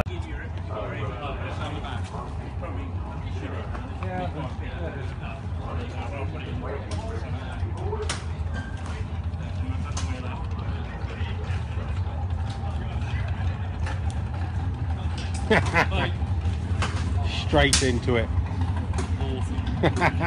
Right, you're a tall lad now, you're not in there. I'm going to need a long arm for this. Check out, right. We're back in the pits with Jamie, who's just done his run in the thrill ride. Yeah, it's good fun, I know that, but please tell us your experience and how that felt as soon as this car's gone by.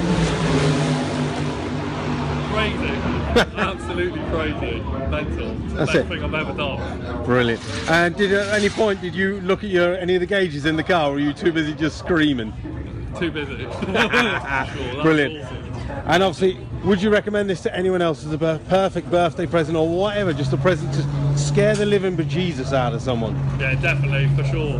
Anyone who wants a decent present, get that for sure. Amazing, absolutely amazing. Brilliant. Okay, thank you very much, Jamie. Well, enjoy the rest of the weekend. And yeah, you're going to get some stories to tell everybody. Right, that's the thrill ride here at Standard Raceway.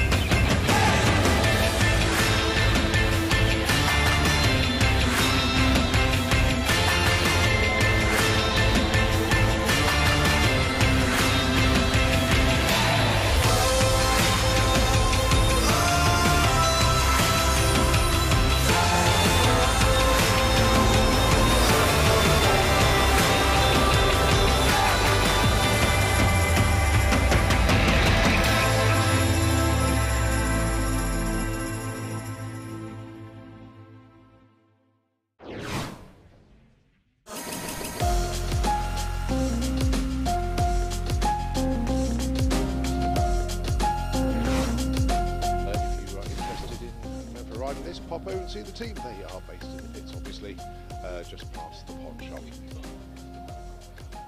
You can't miss it. It's lots of nervous people pacing around on a day trip. Yeah. I'm just looking through. We're very lucky up here. We get given the pairings for everything, and I'm just looking who's going to be running who. This is going to be so cool. Look at that. Top Methanol. Timo and Dennis side by side in the first qualifying session. Yeah. Great to see Mickey Larsson here as well from Sweden, his first ever trip to this racetrack. Again in Pro Mod, Jimmy Allen taking on Mickey Gallquist at the end of Pro Mod qualifying. It's always good because the first session of the year, they pair them up as per their championship positions last year, you see. So yeah, pro stock, Stefan Inrud taking on Ben Jungdell.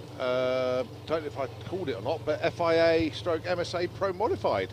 Let's have you into the pairing lanes if you're not already on your way down. So we got this, we got Junior Dragsters around the corner, Comp Eliminator, Top Methanol there, and the Pro Mods coming down.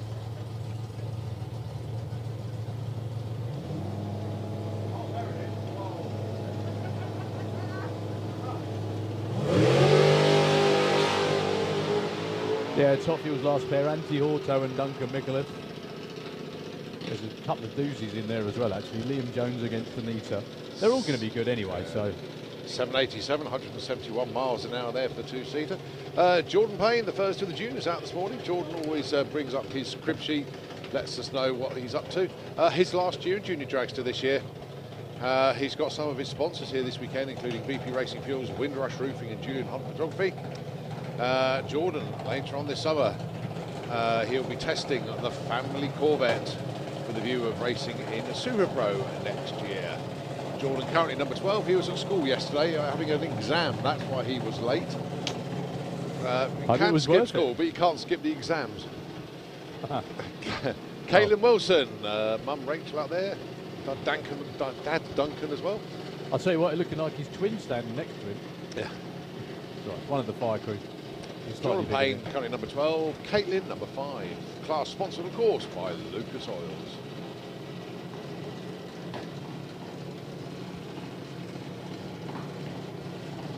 .90, that is the time for an 8th mile, not the quarter mile. 008 red for Jordan, unlucky there. Caitlin goes 07, no help for either of them. They've both done better than that already. Now juniors qualify on reaction times, not on dial-in, of course. Next up, Richard Deavy brings his young daughter Caitlin to the line. Well, I love Rachel. She just said you want anything to eat. Anyway. Go alongside the Slick Chicks machine of Lara Bartlett. That's right up there with Race on Sunday, School on Monday, that is. Yeah. As a name. Right, 11.90 dial-in for Lara. 7.90 for Caitlin. They're not dial-ins, sorry, it's the index that they can run to. Lara's car is a junior dragster. Caitlin's is a junior modified advance. It's basically age-related. So we should have 1 second elapsed times then, yeah? 005 red for Caitlin. 8.79. Lara Bartlett goes 0.21. Again, she'd already had a 0.2 light. All right, next up, that's Ian Hart helping out Michael Dowdy, bring young Matthew to the start line. And going alongside Harry Redshaw.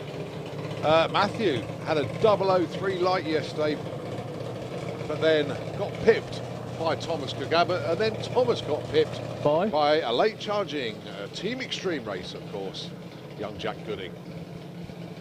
Yeah, Jack's getting too old for a junior. I wonder if he can be next. I think it'll be his last year because he's learning to drive on the road. That must mean he's 17, so probably his last season as well.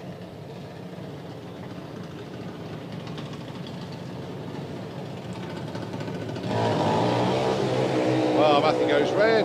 They had nothing to lose. You already had a 00 light, so really had to try and chop the tree down. Also, all you folks out there milling around in the trader areas, up in the pits, it is time to go pro racing very shortly. We do, if you want to get yourselves in a viewing area, now is a good time to do it. We've got the rest of Junior Dragster to run. To be honest with you, you should be out here watching those. Then we go from Comp Eliminator into Pro Mod. I know it's not a big Top time, Pro methanol. Mod. Top Methanol, then Pro Mod. I apologise. It's just going to get a lot quicker and a lot faster as the day wears on, as it always does. And then we look at the crowd and think, who are the newbies? And then we watch them. Oh, yeah.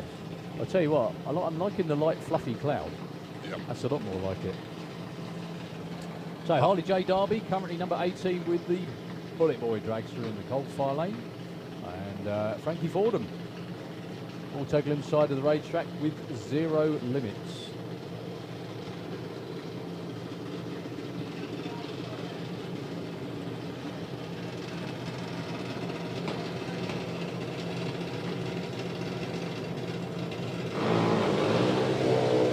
Frankie tried so hard there, 007 red, and a .11 for Harley J.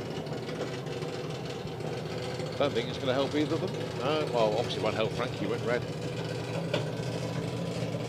8.96 at 69 miles an hour. We were pointing out yesterday, I think Luke was mentioning it, wasn't he, that an awful lot of people with race cars, their kids' junior dragsters are quicker. Admittedly, it's to the 8th mile, but, you know, they are quicker. Colin. No, I'm quicker than a junior dragster. Only just. Mind you, if they took the restrictor off a junior dragster, then the junior would be quicker. I think you're right, actually. I am. Yeah. I am definitely. Because there's a lot of them, they only can run a certain elapsed time and a certain speed. Or is it ET? It's ET rated, isn't it? So, Billy Everett helping out Joe Hollandviller. Joe from Hurstpier Point in the Autoglim lane. Number 6, Frankie 13. Nice. Whoa, 004. That'll be the number 4 spot for Joe Hollandviller. He wasn't exactly that bad in the first place. It is number 4. Frankie Taylor stays put with a .29. That's 6 of them now that have gone 00 off the start line. Right, Lottie Bradford then, former Lucas Oil's junior dragster champion, going alongside Daniel Weir, D-Day Racing junior machine. Now, there's a good indication here. Lottie is a junior modified advance. Daniel is a junior modified, so he is between the age of 11 and 14, and Lottie aged over 14. That is the numbers that they can run to. Under the age of 11, they run to 1190, which is just a junior stock dragster.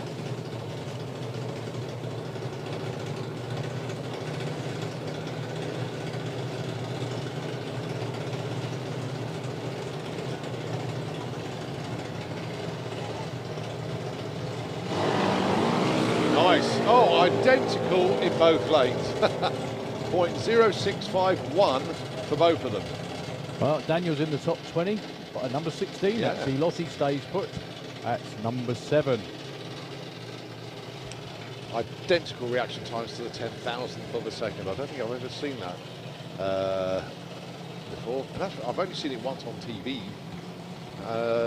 when it was actually picked up. Look at that. It was Eric Render's Pro Stock semi or a final in America a couple of seasons ago. They both went treble O.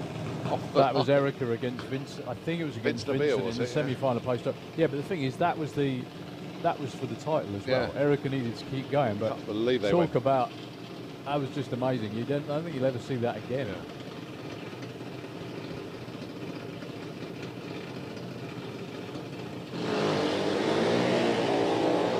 Well, Jack Gooding already in the number 1 spot. So a 06 not going to help him. Freddie Taylor, 0.12. He's already done a 05.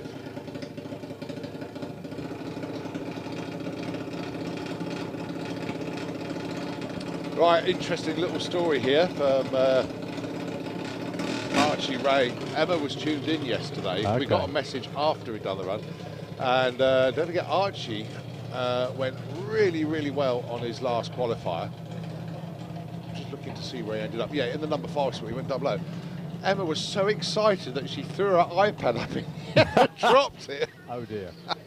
Sorry about that. We got Emma. the message after, so that was quite an amusing one, that. Big shout out to Emma, good morning to you. Still able to send us a message, which is a good sign.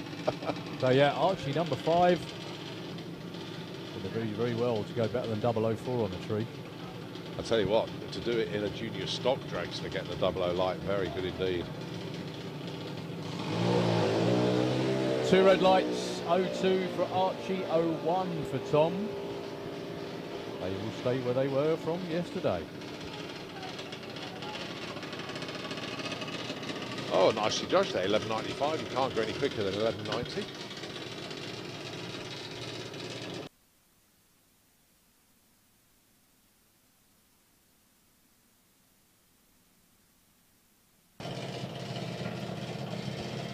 Right, Thomas Cook Abbott, currently your number 2 qualifier, going alongside his great mate, Harley Corsell.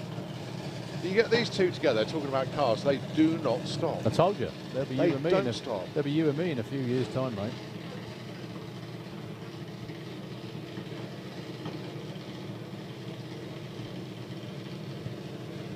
So Thomas's sister bringing Thomas to the line, and that called Mark himself bringing his young lad to the line. Harley, currently number 21, wants to move on up, but he's going to have to go a 0.06 or better to get the top 16, and he's gone 0.7. I think he might move up a couple of spots, but he's not going to make top 16 just yet. No, top 20 just, I think. 18. There we go. Thomas Cook Abbott stays number 2.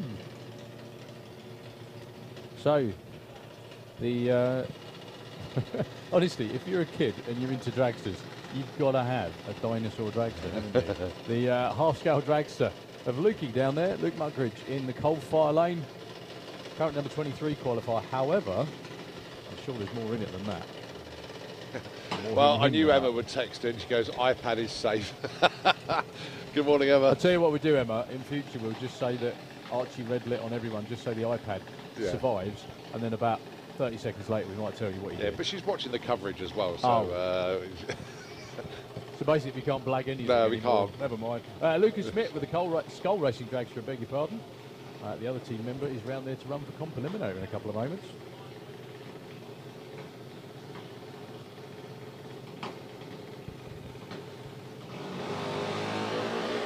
.04 red for Lucas. Luke goes .20.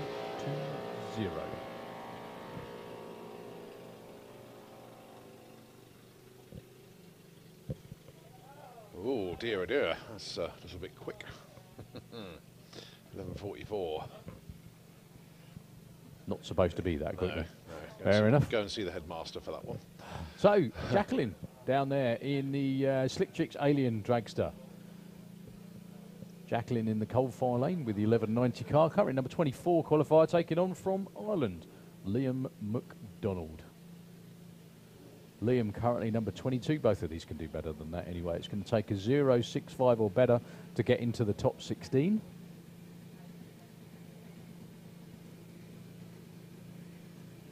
Scary part for me is I remember when Jacqueline was a baby.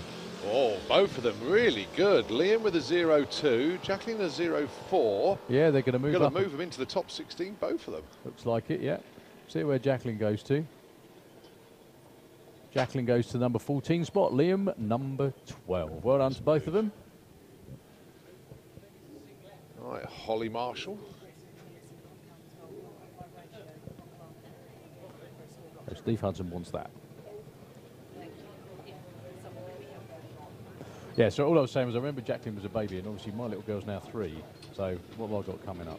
Yeah, 5 years' time. You're lucky you weren't doing this while your girl was little. I was very lucky. Exactly. Pro ET racer Steve Hudson is looking for a Comp Cams Gold 1.5 ratio rocker arm for a small block Chevy, please. If anyone could help, that would be great. We'll read it out again in a minute when it strikes. So Steve Hudson is looking for a Comp Cams Gold 1.5 ratio rocker arm for a small block Chevy. We'll read it out again in just a second. Holly Marshall with the silencer on the back of the Highlander number 2. 07 for Holly. She already went 04 yesterday. 7.95, that'll do. I know drag racing's all about the noise, but do you know what? I don't mind that silencer. I think it's good. I think it's very good. Doesn't seem to harm performance whatsoever. Definitely not. Tuning advice from the chief starter, but then that's also Holly's dad. Right, Katie Ellis. Back with a vengeance, 0-1 right yesterday. Oh, 003 red, how close was that? That car went, didn't it? Like you said, I think this is Katie's first time in a modified car, and I think she's probably enjoying it. Yeah. Okay, up next for the first time ever in FIM competition, we have Junior Drag Bike as well.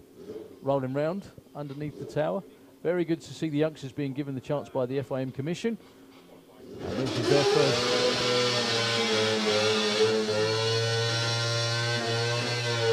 As you can tell, they're about as loud as the regular counterparts too. I'll tell you what, you got two of the finest here actually. Blade Dummer, and I think that's Liam Holgate. Yes, it is. Liam's bike sounds ridiculously powerful and fast. 8 seconds flat his dial in. Blade 8.30.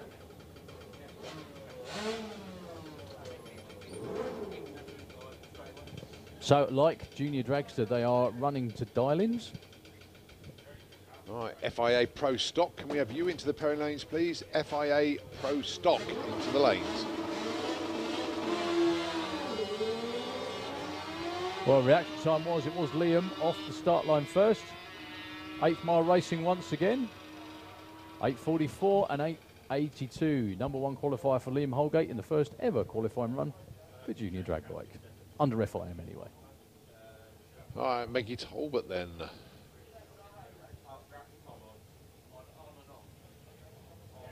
Part of the Shark Attack drag racing team. This is the Little Shark.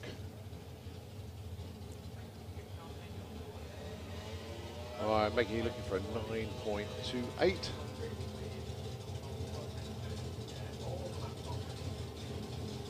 $9.40, number 1 qualifier. Congratulations, Maggie.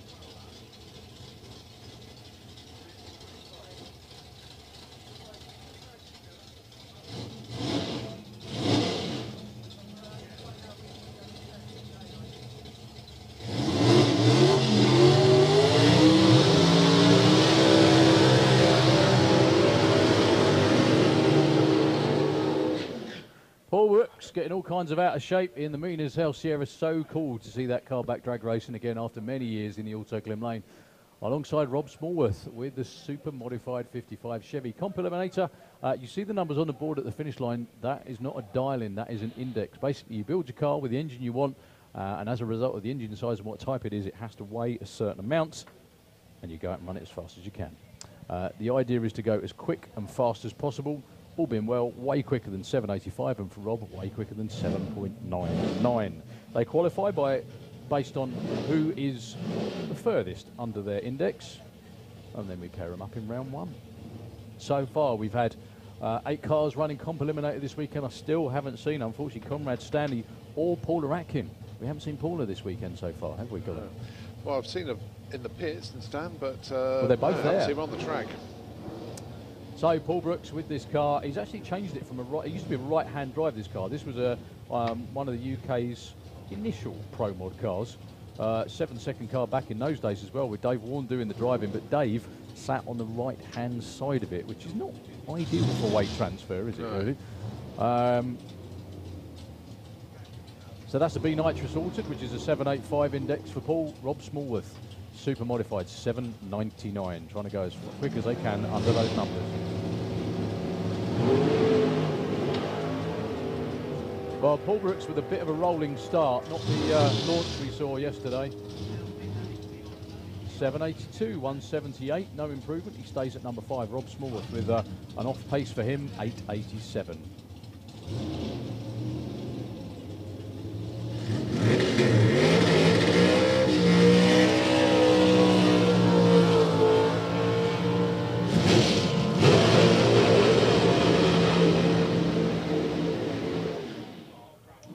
Reserve burn out there for Robin Orthodoxy. In the Altered, in the Auto Glen Lane, 749 is his index. Another one of those super mod cars. That's Andy Hone, or Fred, as he's known. Very good guy, very competitive race car as well. He's been under the He's been well under that 799 index a number of times. Yeah, but very cleverly doesn't go too far under too often. Just in case, just in case. Although when he needs to, he can. Yeah. So. It's wearing the number 1 on there. Did he take the championship last year? He must have done.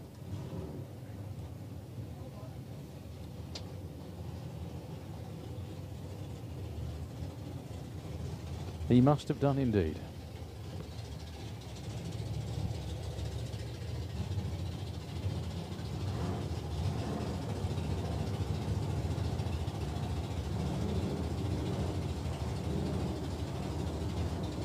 Well, Robin also went 7.14 yesterday, and Fred Hone went 7.62, his best run.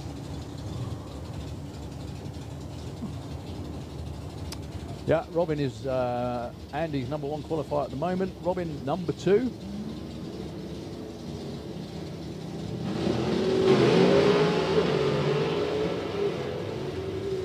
Well, the pair of them with not the ideal start. 7.22, 7.45 for Fred. Number 1 qualifier still.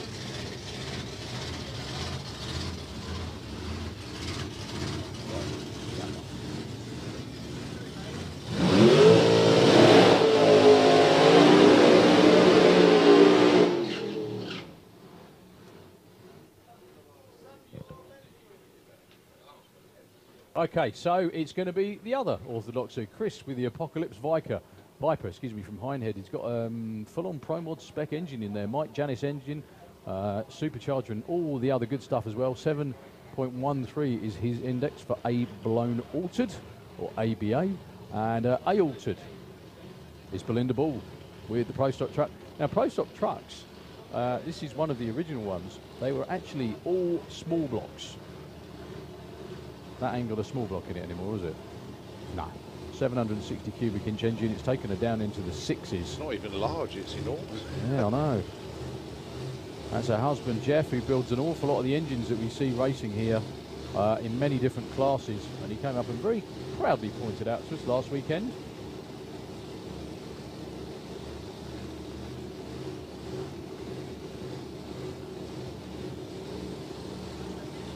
Crewman for Chris, giving him something to aim at.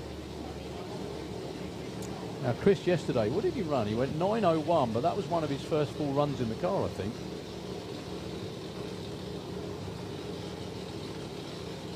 Yeah, the car is in forward gear, or maybe not. Yeah, there we go. So this destined for Pro Mod competition, hopefully sometime shortly.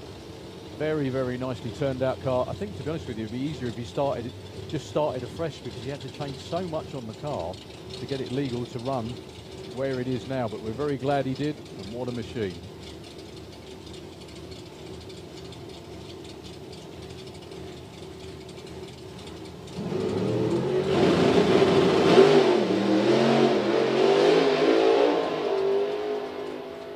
Well, Belinda's long gone to a 7.07.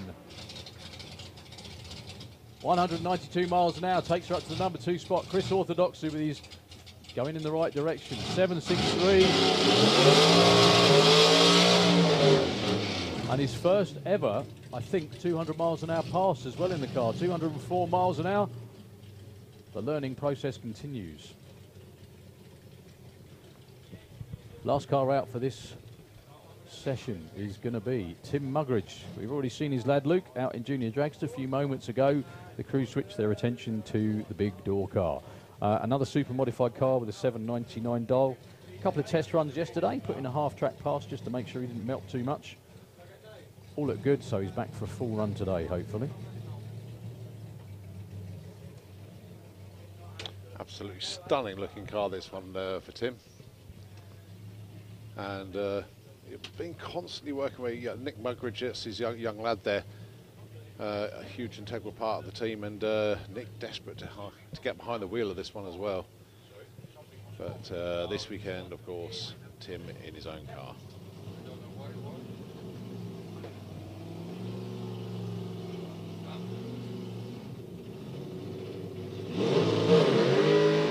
Oh, very nice launch indeed there for Tim. Oh, just gets a bit of a wiggle on though. So backs out of it and just coasts across the line. 9:51 at 95 miles an hour. Right, we have a look behind us to see Rod Harrison. This is FIA Top Methanol. And no messing around, we're going straight into it. So this is where it gets pretty loud now. As you can tell, the alarm bells are ringing. We're in the pairing lanes right now. Top Methanol Dragster, Top Methanol Funny Car are coming right up. Facebook Live, make sure you're sharing the feed, get your friends tune in. And if you're here, make sure you're commenting. Let us know who you're supporting, the Top Methanol Dragster and Funny Car. Here we go. Can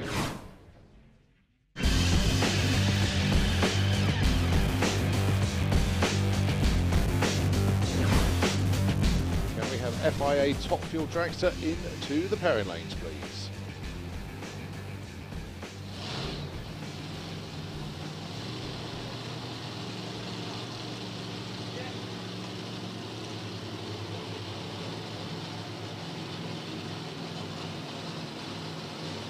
So Carl Harrison comes forward, ready to bring his dad forward from the burnout. Kim down there.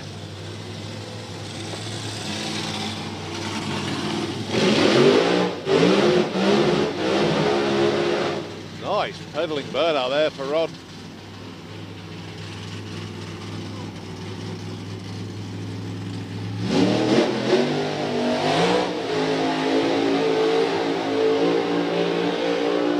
No, your eyes don't deceive you. We're running the Top Methanol Dragsters and Top Methanol Funny Cars together. Hence just the class being called Top Methanol now. Makes it quite interesting as well.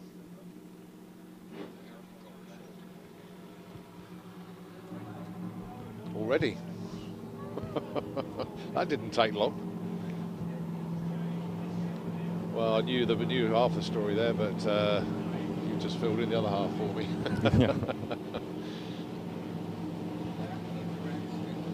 Yeah, fantastic machine, this one. Rod's got it down into the mid-fives. Bought it over as imported the car a few years ago with a view of just running in Super Pro ET. Yep. And Carl is a very, very good tune as well. Actually, he does a lot of stuff in conjunction with you, doesn't he? You got the full-blown race pack on board and everything. Yep. And all the engine stuff. Yeah. Coming from us.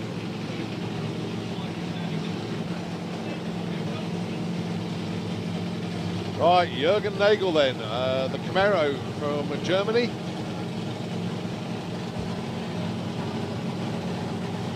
Now the difference between these cars in qualifying is 0.022 of a second.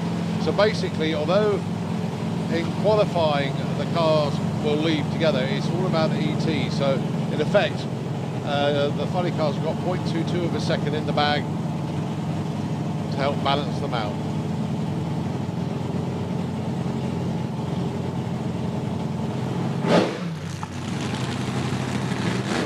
Jürgen Nagel best of a 5.79, rather 5.63. Rod pedalling through tyre shake, shakes up early for Jürgen. Rod goes 6.36 and a 6.95 for Jürgen. Well, 60 foot of 1 second for Rod and a 1.02 for Jürgen. But both of them not getting the ideal runs in, but they went A to B, so numbers on the board. And they'll get the cars back and collected some data. Yeah, download the data and take it from there.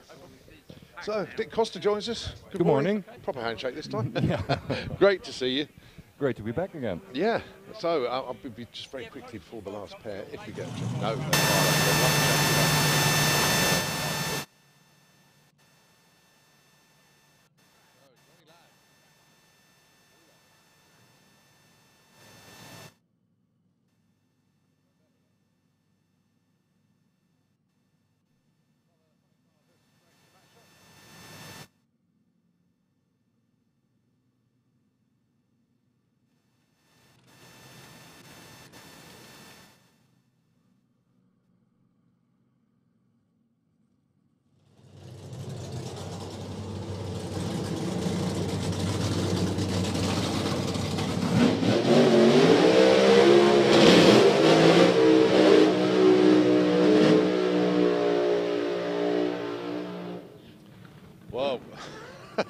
has some new tires on it.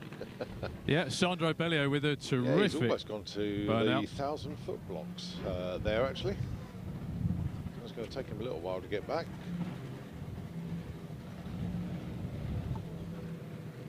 Debut season last year, came fourth in the Top Methanol Championship.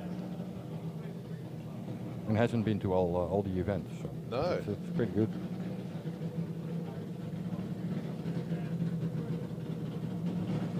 Yeah, runner-up at Hockenheim last year.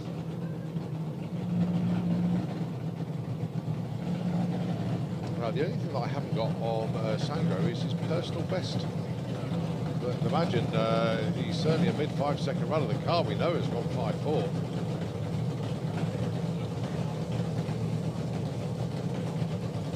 Johnny Lag, previous champion, of course, in Top Methanol. Personal best of a 5.42 and a very stout 275 miles an hour.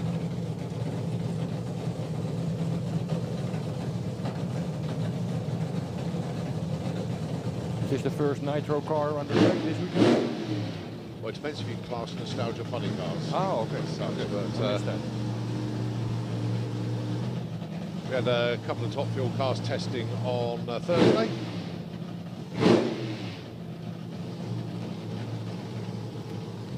So, Sandro Bellio from Belgium, and it's Johnny Lager, the dragster from Sweden.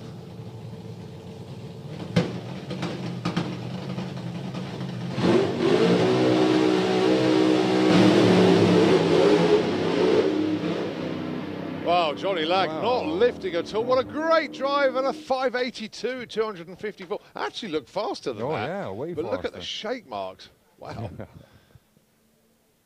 Sandro just trickles through at 54 miles an hour, and he got there in 14.19 seconds. But yeah, Johnny Lag, give that man a straight jacket. Fantastic.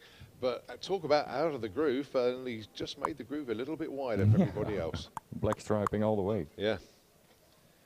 But for what you can't see on the banking on the grandstand, but we can see from the tower, is the tyre shape marks from around about 200 to 300 feet. Yeah. Really chattering away. That's probably given a bit of a headache in the car. Probably, yeah. But that's where one of those where the brain is saying to the right foot, come on, lift, lift, lift. The right foot's going, no, I'm having too much We're fun. not there I'm yet. Just welded to the pedal and not coming out of it whatsoever. So Johnny Lag, 582 into the #1 spot for the time being. But here they are, the brothers from Germany. It's the Habermann boys, Dennis and Timo.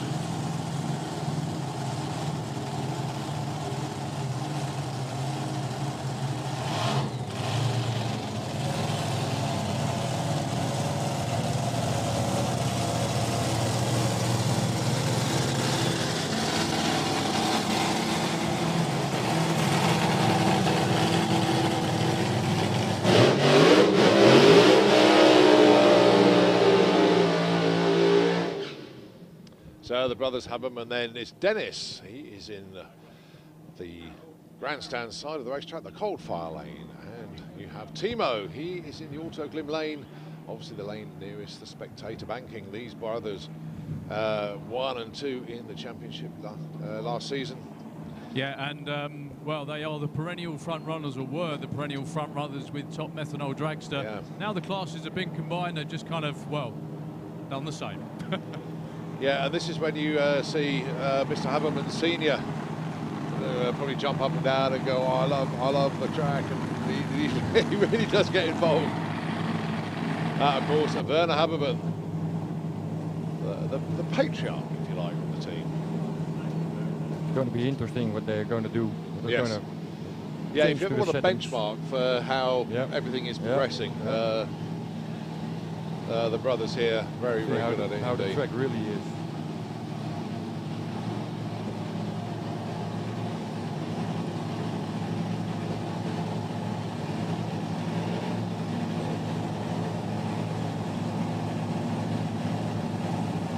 So those of you watching in and wondering what on earth they're spraying into the intake there.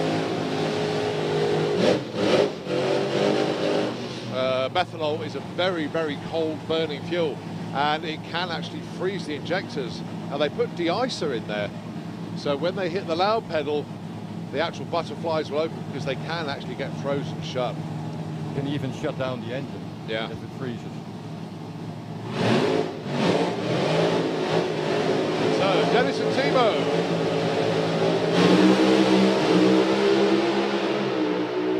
Side by side all the way through. Wow. 5:32 for Dennis, 5:38 for Timo. 70 miles an hour. Do you know what? Side-by-side first pair of runs of the year. Just quickly, Werner, picking up where you left off last year as well, even with a little bit of tyre shake, those are fantastic runs to start the year. Yeah, we make a new setup and Dennis' car. Dennis is a little bit faster now. We have new heads and the new generation intake and heads, complete setup new. And this is only test run now. You see it, 270 miles. Wow, perfect. Yeah, is that the first time Dennis has been over 270 as well? Yeah, as a Timo, if we have everything perfect, you can go in the 5-1. Timo tell me when the Dennis go in the 5-1. That would be great. Werner Habermann, give him a big round of applause, folks. Thank you very much indeed. Yeah, he didn't want to miss the taxi back, did he? Ladies and gentlemen, how good is that brand new racetrack? Seriously, the track crew need to take a bow, don't they? Yeah, the first competitive side-by-side qualifying session, and Dennis' first 270-mile-an-hour run. We are joined by Mr. Dick Costa up in the tower. Very good morning, Dick. Good morning, Daryl. How are you doing? Loving the sunshine. It's all good. So we're on to FIA Pro Mods. Finally.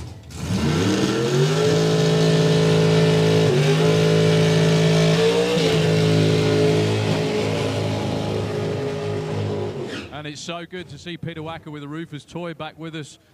Peter was here for the Door Slammers last weekend. I'm not sure what the issue was. You may have more knowledge than me, as always. I'm not aware of that. I wasn't here. I had some other events to do. That's right. So I don't know. I think he only made one run, isn't it? He did indeed, yeah. I think he just had issues on that run, and we didn't see him the rest of the weekend. He was out on test day. This car, I think, won in about 2004 main event. He won in Pro Mod, or 2005 maybe. Beat everybody else against all the odds, and it's so good to see him back again doing what he loves doing. Absolutely, yeah. Yeah, this 57 Chevy was built by Andy Robinson. And it's the first one with a very special, how you call it, suspension in the back. Oh, is it a four-link car? It is four-link, right. But it has like the wishbones on the shock absorbers. Ah, right. They are not straight up, but they are laying down, like a Formula One car. Ah, right, yeah. I see Bjorn's joined us in the tower as well. Morning. Hello, to Bjorn. All right. Morning to you. Good, good.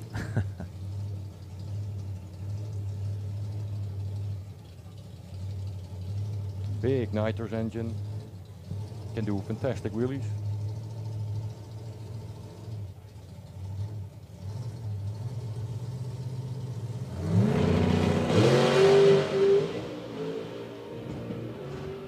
Well, this has turned into a checkout pass. It's completely rolled the beams and all. There's burst of flame as he went past the 1,000 foot there. 866, 115. Well, he gets a number on the board. Never good when you see flames out of a nitrous car. No. Especially like that, unfortunately. Peter didn't get the launch he wanted. Track crew out checking the top end. But yeah, lots of flame and smoke before the flame, which is never a good thing. So the track crew just checking the auto glim lane, make sure everything's A-OK. So Dick, first race of the season. What's new for this year, do you think? The track. No, there's a lot of new things. Every car is updated. Yeah. Well, like Jean's car, he has updated his ignition system and timing systems. He has about everything new. A bunch of new sensors on his data logger. So he will need some runs, but he has a lot of data now to look at and to figure out. That's the next thing. You're gonna have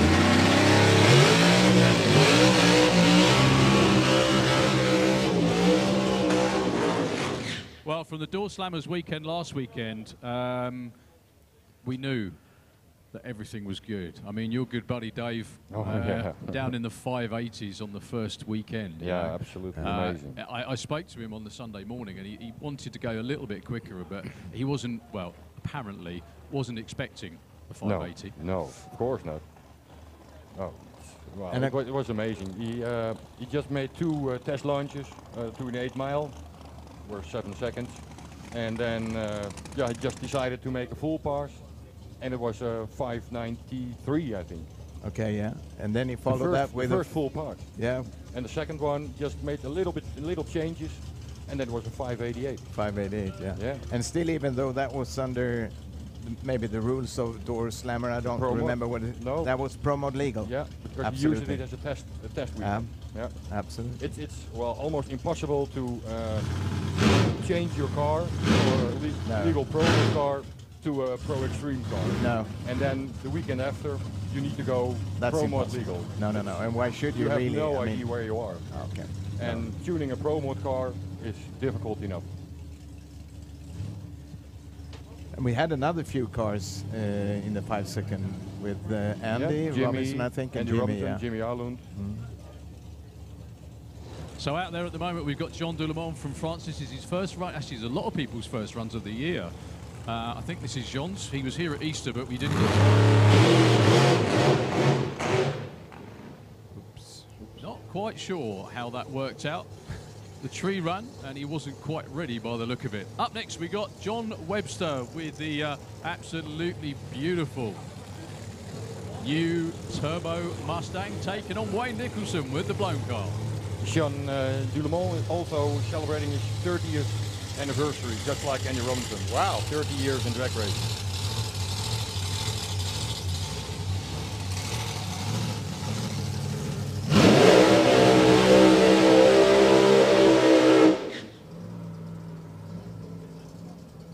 Aero straight burnout for Wayne. I've seen that different.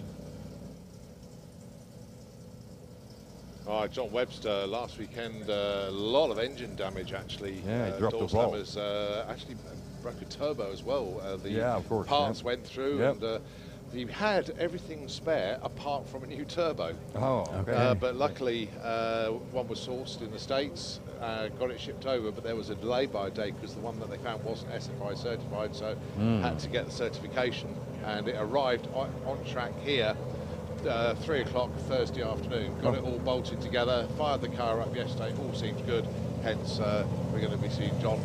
But it's pushed back now. Yeah, no, didn't want to see that. Not quite sure what happened there. So we're going to be Wayne on a solo. The Lucky Devil, sponsored by Lucas Oils and Route 62, blazoned on the roof.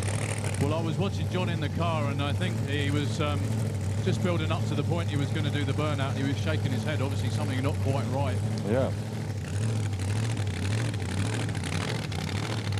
So Wayne, last weekend had a couple of spectacular launches. Didn't get much further than that, unfortunately, but this is a 6.3 second race car on a good day, maybe even quicker. He has a big update on his supercharger, so he needs some information.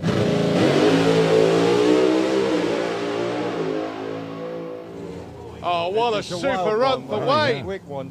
Yes! Yeah. I did say it was a 6.3 second car. Very, very quickly. New personal best. Belinda, my love, new personal best. That was fantastic. Absolutely awesome. Waited for this for ages. Absolutely fantastic. Thanks to all the team. Thanks to Santa Pod for the track. The track is absolutely spot on. Yeah, your husband's pretty good at driving too. Well done. Thank you. Thank you. Wow, that's impressive. It was a wild run, but kept his foot down all the way. Well, the 500's off the PB, another 2 miles an hour on the speed for his best ever run. And another 0.9962. Yeah. And 8 miles is actually pretty slow, 4:11. Yeah. So there's a lot more to come. I think it's because he was like feathering maybe just a little bit because he was getting out of the groove a bit, but great driving.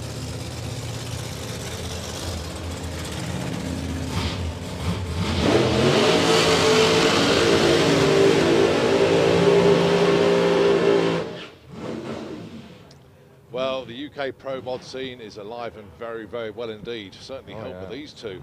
Well, the thing was, don't be surprised if we see a 6.0 or a 590 out of Wayne, not Wayne Nicholson, well, maybe Wayne, out of Kev Slyfield. He went 395 to the 8th last weekend on his first ever run on the new track. Yeah. And then It didn't go so well the rest of the weekend. However, I think this time, if he's doing well up to that point, he may keep his foot in it this time. He had a wire issue. Every time the car left, some power lead went to ground to the chassis somewhere, so it shuts down some systems in the car that will well, do the fuel and stuff like that. So that's why, and he couldn't find it. And then at one run, he left the line and the complete car shut down. And then they find the issue that there was a cable going to ground. Okay. Well, you got Wallace Motorsports there. Actually, Andy Wright from BA Racing is down there as well with the team. So although we haven't got Bert and Andy here with the hot rod, they're certainly present. So it's the Thunderbird at Kempton Slyfield, the Blown Bird, affectionately known as. Then you got Bobby Wallace with the Willis, just from up the road in Bedford. Now Bobby, runner-up in the MSA, very consistent 6.2 second door car this one.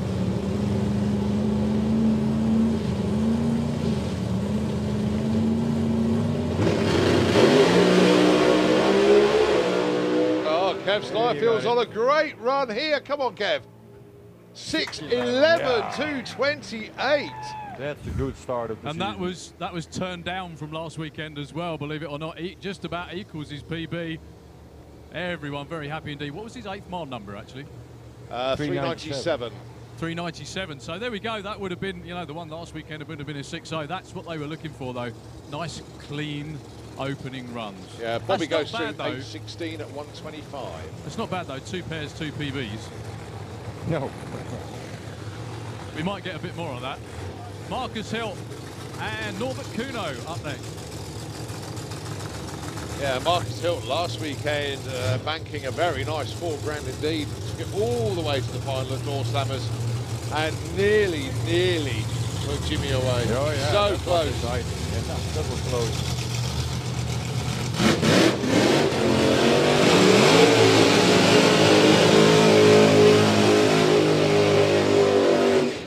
Right, into the pairing lanes, please.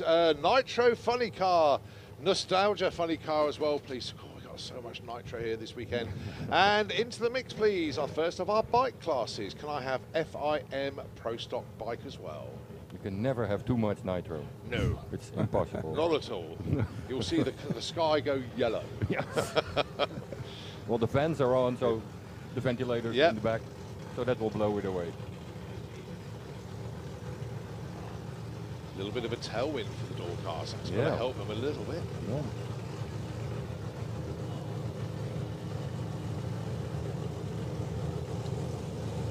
Right then, in a funny sort of way, Norbert Kuno coming into this weekend, I know it won't take long, but a slight disadvantage because the other cars that we've seen so far, most of them ran last weekend. So they've got a tune, if you like, for the new track. Mind you, Bobby Wallace didn't run last weekend. Nope. So he's now got his first run in, and he's going to start working on that. But the others got some good data already. So Marcus Hill, the Punisher, went in the mid-6s last weekend. Norbert Kuno has gone 6:03 before.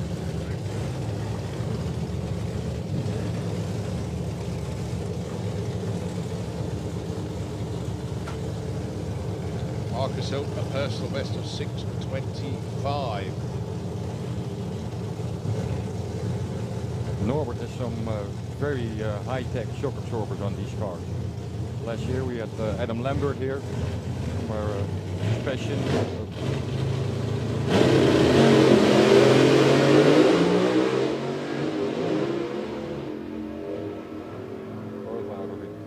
Well, it was arrow straight, but not a huge amount of speed though. 6:96.203 for Norbert.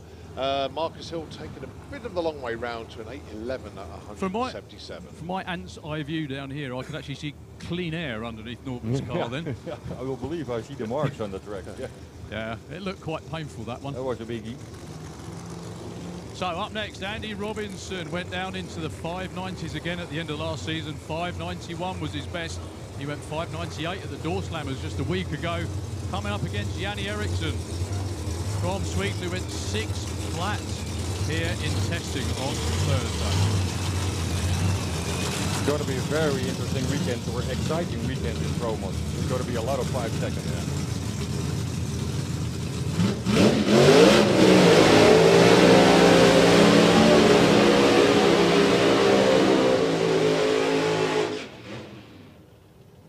I always wonder if Andy's sponsored by a company that produce connecting rods, because he probably stretches all of them. And false springs. Every single time. No, Andy knows what he's doing.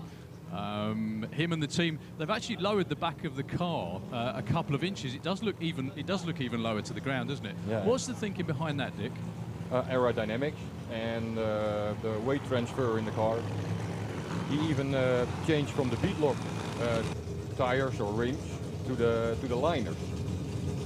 And these tires are a lot wider and higher. And well, he thinks, or he hopes, that it gets him better ET. More traction, less tire shake. And well, on the test weekend it worked. There are just a couple of teams who run the liners. That's actually a slick tire with an inner tube in it, a very big one.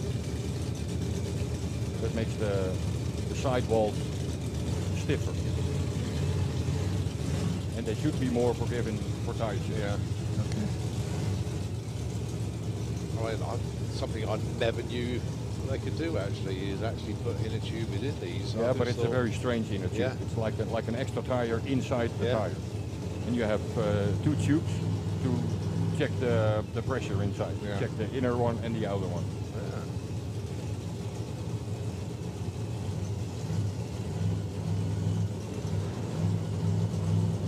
So UK and Sweden.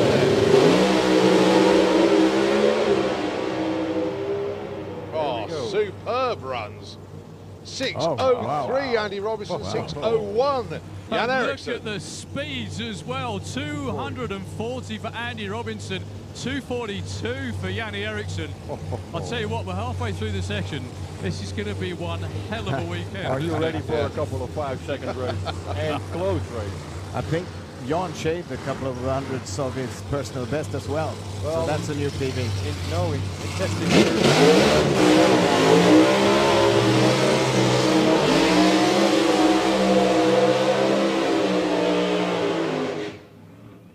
Jan in Thursday in testing, he ran a 6.00. Okay. Yeah, so that, I mean, those are career best numbers for him. And, well, hopefully we're going to get some more coming up in this side-by-side run. One of the legends of, well, the whole drag racing world. Here he comes backwards. Freddie Fagerstrom in the Auto Glen Lane with the pickup truck. He went 6:10 in testing the other day. He's desperately looking for that 5-second run. Yep. And he's got Jürgen Leanders helping him as well. Tune the clutch. Fingers crossed for Freddie. Taking on Kim Christensen with, well, another 5.9-second door car in the qualifying lane. And actually the tuners from when the car went 5.9 are almost right beside you, Daryl. The tuners from Mark Meijhuizen, Yuri Woudenberg is also here, tuning this car again, like he did before. Well, if you ever want a racer to get his first 5-inch Freddie, I think the whole place would erupt if they could do that. Well, maybe this season he has a pretty good chance because they did a lot to the supercharger and the fuel system update. So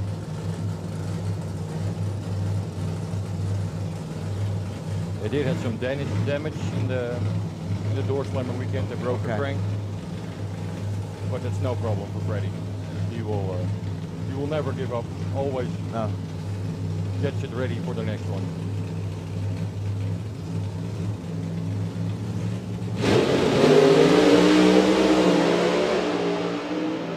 Oh, 2 more arrow straight runs. Look at this. 6:05 for Freddie, 6:03 for Kim. Oh, just that little bit closer. Nearly a personal best for ET for Fred. But a 2:35 speed, I think, is the fastest. No, he's gone 2:41 before. Oh, beg your really? Yeah. The turbo? How? Turbo 2015. That was with the turbo engine. What you have to remember as well, and for Kim Christensen, 6:03, 2:41. This is the first time these guys have seen this racetrack. That's one run. Unreal. Phenomenal. Well, let's see what's happening now. Phenomenal. Yeah, that's awesome. Yeah, really awesome. with all these 6 zeros in the first round, gonna see a lot of 5-second runs later. Yeah. And So what of about course, what about the bump spot? What will that mean?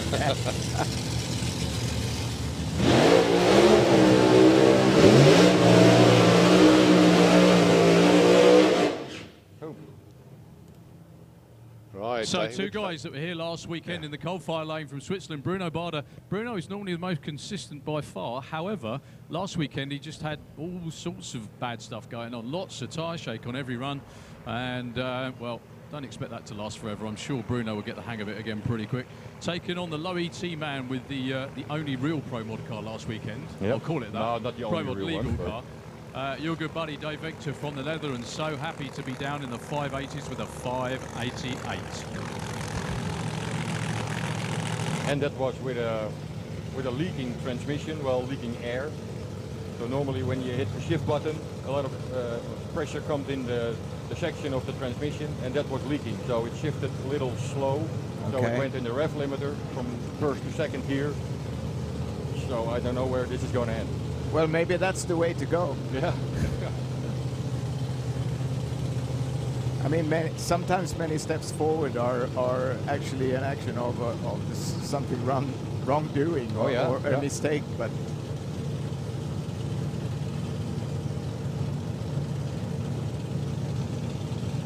Right, a bit of a concern of Bruno's engine here.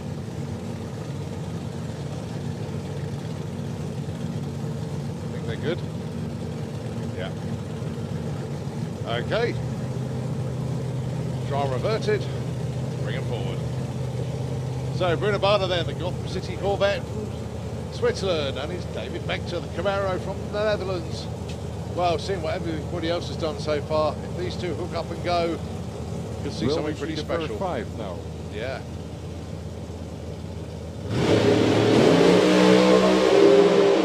I think so.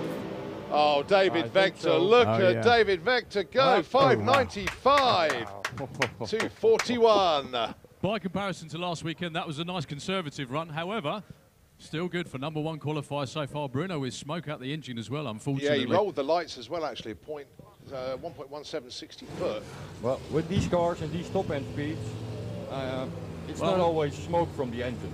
It could also be rubbing, the tires rubbing in the body. Well, I think we've got one more pair to go. Unbelievably, actually, we've only got one car in the 5s, which was Dave's, but everyone else is bunching up in the 6.0s. By 4/10,000ths of a second of PB there for David Vector in competition. In competition, yeah.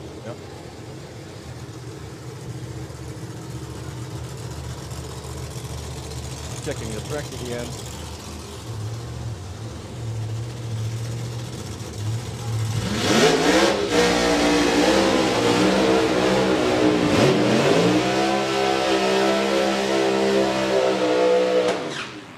Jimmy Oland in the coal-fire lane with the old 51 taking on the bad Smurf, as we call it, in the Auto Gloom lane, Mickey Goldquist. These were number 1 and 2 in the championship last weekend. They had varying fortunes last weekend at the Door Slammers. Jimmy put down a couple of really good runs and he won the event. However, they were nowhere near as consistent as they wanted to be. No. And definitely not as consistent as he wanted to be to Mickey Goldquist. However, he's always just one run away from taking a European record or being number 1 qualifier. Yeah, it's annoying.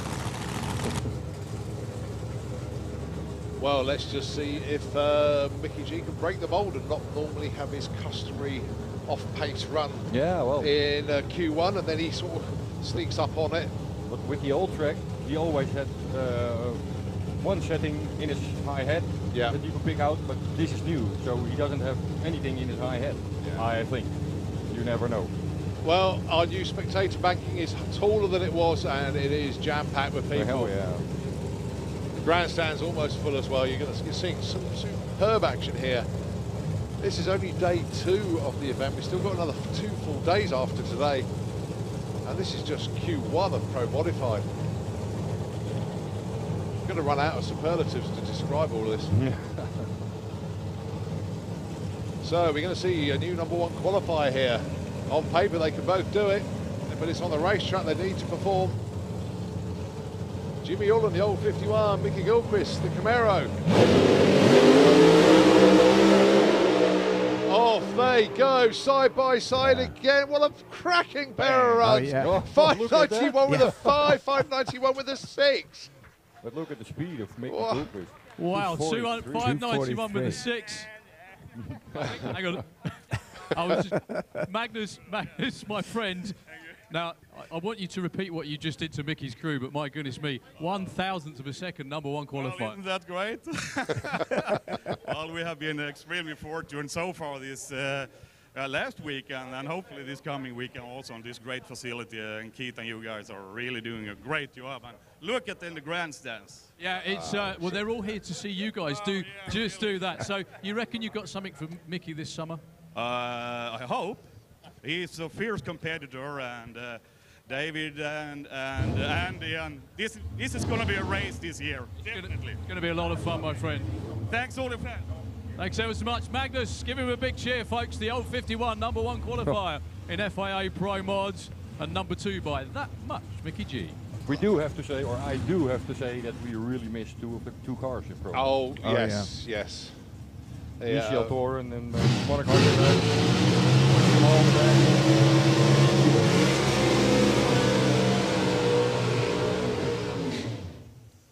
Yeah, we are missing 2 cars, and my goodness me, we wish they were here, but I'm sure the guys are tuned in. Of course, Mark Hardfeld and the Voodoo Hemi guys, and of course Michel Turenne with the Pro Dutch Racing team. Yeah, it's a big shame about those guys. I'm sure the one noticeable thing from that session was the distinct lack of tyre shake, which I find quite, you know, I think they're all getting the hang of it. Yeah, eventually they will, but well, this was just bad. And but they've the same thing. They've all got phenomenal data to work with that, haven't they? Yeah, absolutely, yeah. So we're on with FIA Pro Stock. The weather stays like this. Yeah, we're on with FIA Pro Stock. Michael Malmgren in the Autoglym lane. 500 cubic inch engines, burning racing gasoline. Very stock appearing and very standard looking cars. None of the superchargers or turbos that you saw earlier on in Pro Mod. Taking on Robin Nuren with that very cool looking Pontiac GTO in the coal-fire lane. Robin really enjoyed his first full season on tour, didn't he, Bjorn, last year? Yeah, he did, and also performed very well. I mean, his personal best of PB is 6:73, and I mean that was a tryout year really, and now they decided, or they did actually last year, decide to go for it this season, a full season. And also Mickey, I think it's a couple of years since he did what he reckoned as a personal best with a 6:59, and I mean he has been chasing good numbers since then.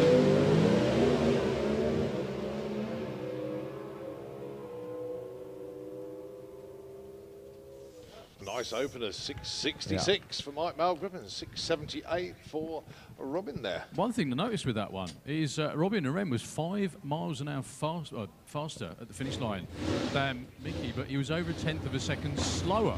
Now, obviously, speed normally equals horsepower, and a little bit of a surprise though. Yeah, just looking at the 8th, 440 for Robin, 428, so 12 hundredths behind at the 8th. But then obviously the speed build-up for Robin at the top end, narrowing up a bit more.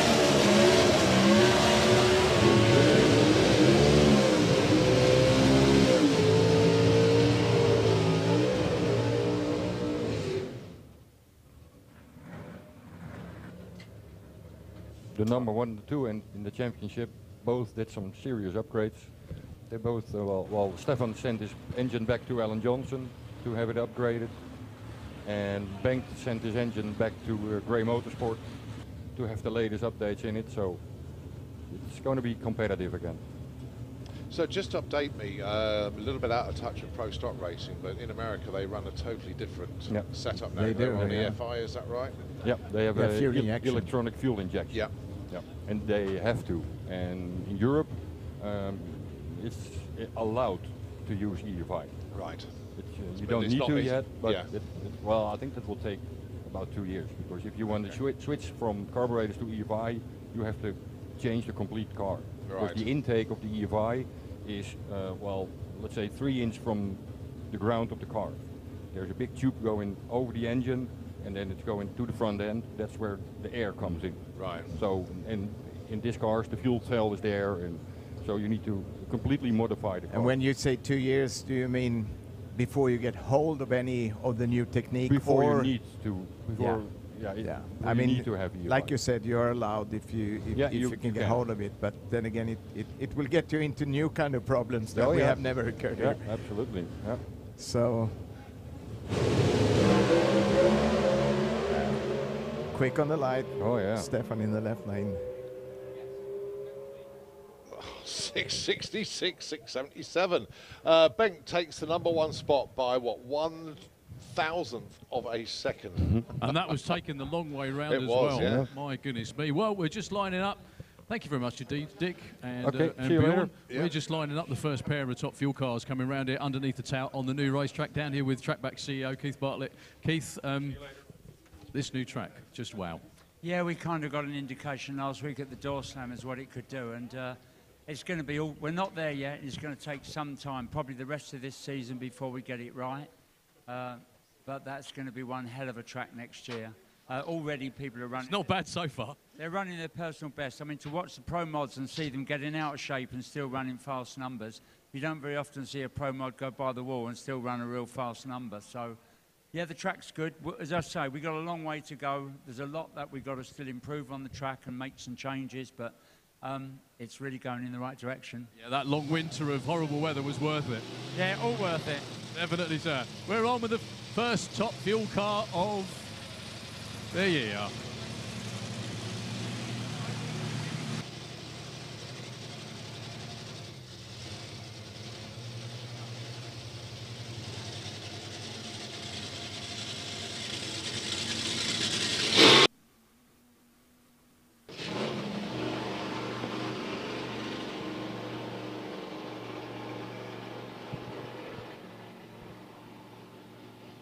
Well, Bjorn Martinsson from Sweden with the first burnout. Yep, I was going to say the engine was idling a little bit high. We're joined back in the tower by one of our very good UK Fuel Dragster pilots, Tethys. Good afternoon, sir. Afternoon. How nice is it to see sunshine, brand new concrete racetrack, lots of top Fuel Dragsters? Yeah, rub it in, why don't you? I'm getting definite itch to get back in the car now. Yeah, well, Bjorn Martinsson, unfortunately, after the burnout, couldn't get the idle to come down and get the car back. So Bjorn was out testing back on Thursday, I think, and made a launch with lots and lots of tyre shape. But this is the first chance a lot of these race cars are going to be out here on this new concrete surface. Now, we know what we've seen with, obviously, with the Pro Mods, the Pro Stock cars and everything else as well out there. So far, it's been pretty good. However, fuel cars, that little bit different, aren't they? Bit. The track's been amazing so far. It's coped with everything up to top methanol. And we'll see whether it can hold a nitro car. I think it's, well, Anita went 0.82 to 60 foot. So yeah, it's not bad going. Yeah, it's not bad going at all. I think most of us would settle for that, to be honest with you. So I think it's going to be very fast, very furious, and pretty good, to be honest with you. Just to explain to you folks out there as well, there may be some of you amongst the crowd. Who's seen a top fuel car before? Hands up, please.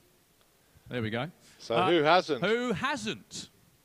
There's a few hands gone up. Okay, no problem at all. If those people with your hands up because you haven't seen one before, if you look round you, you'll see the people around you smirking because they know what's coming. Yeah. But anyway. No, those people, in actual fact, Dale, just before you carry on, Go on, those people that haven't seen a top fuel car, put your hands up in the air again. Okay, so just clock those people. If you've got a camera phone, just video the people, not the car on the track. And then you post that video on YouTube later on, tag Santapod into it, and we love the first reaction videos. We really do, of what people. Well, the funny thing is, you may be thinking to yourselves, why are they doing that, or why are they saying this? Well, you're about to find out. Let's put it that way. These things are mean, wicked, evil, and nasty in a whole nother manner. They produce around about 10,000 brake horsepower each. They do 0 to 100 miles an hour in around about 1 second, which is just out there past the Christmas tree. You can see me stand on the start line. From the start line beams here to just past the Christmas tree, they will be doing 100 miles an hour. By the time they get through the 1,000-foot blocks at the top end up there where those big orange cones are, around about 300 miles an hour. However, I have to say this is their first runs of the year. So don't expect fireworks from every car on every run. However, that is what they have the potential to do when everything goes well. Yeah, so India's got a new car here, so she's only going to be doing a half pass. So India Urbacher in the Autoglyn lane from Switzerland in the coal-fire lane. Everyone's outside pick for this year, Stefan Gunnarsson. This car has run some terrific numbers and ran pretty well in testing the other day. Yeah, they said because the test went well on Thursday, planning to go straight in with a full pass now.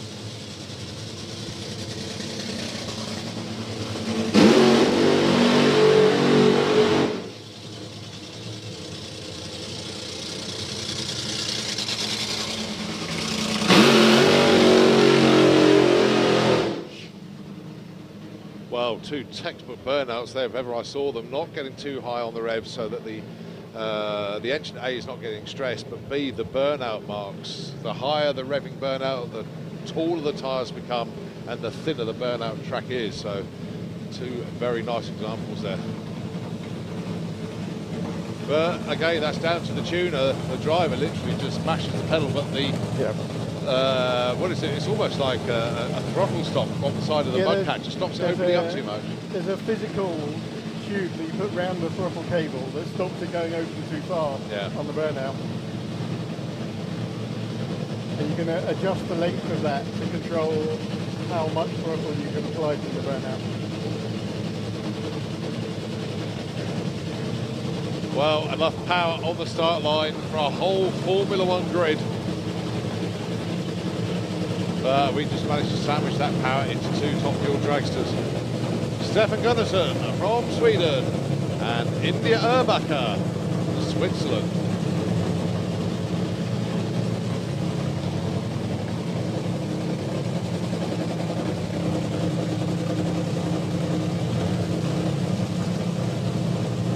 Right, pre-run checks all completed. Crew stands behind the relevant cars. Your first pair of top fuel dragsters on the Standard Pod, 1,000 foot. Let's see how they get on.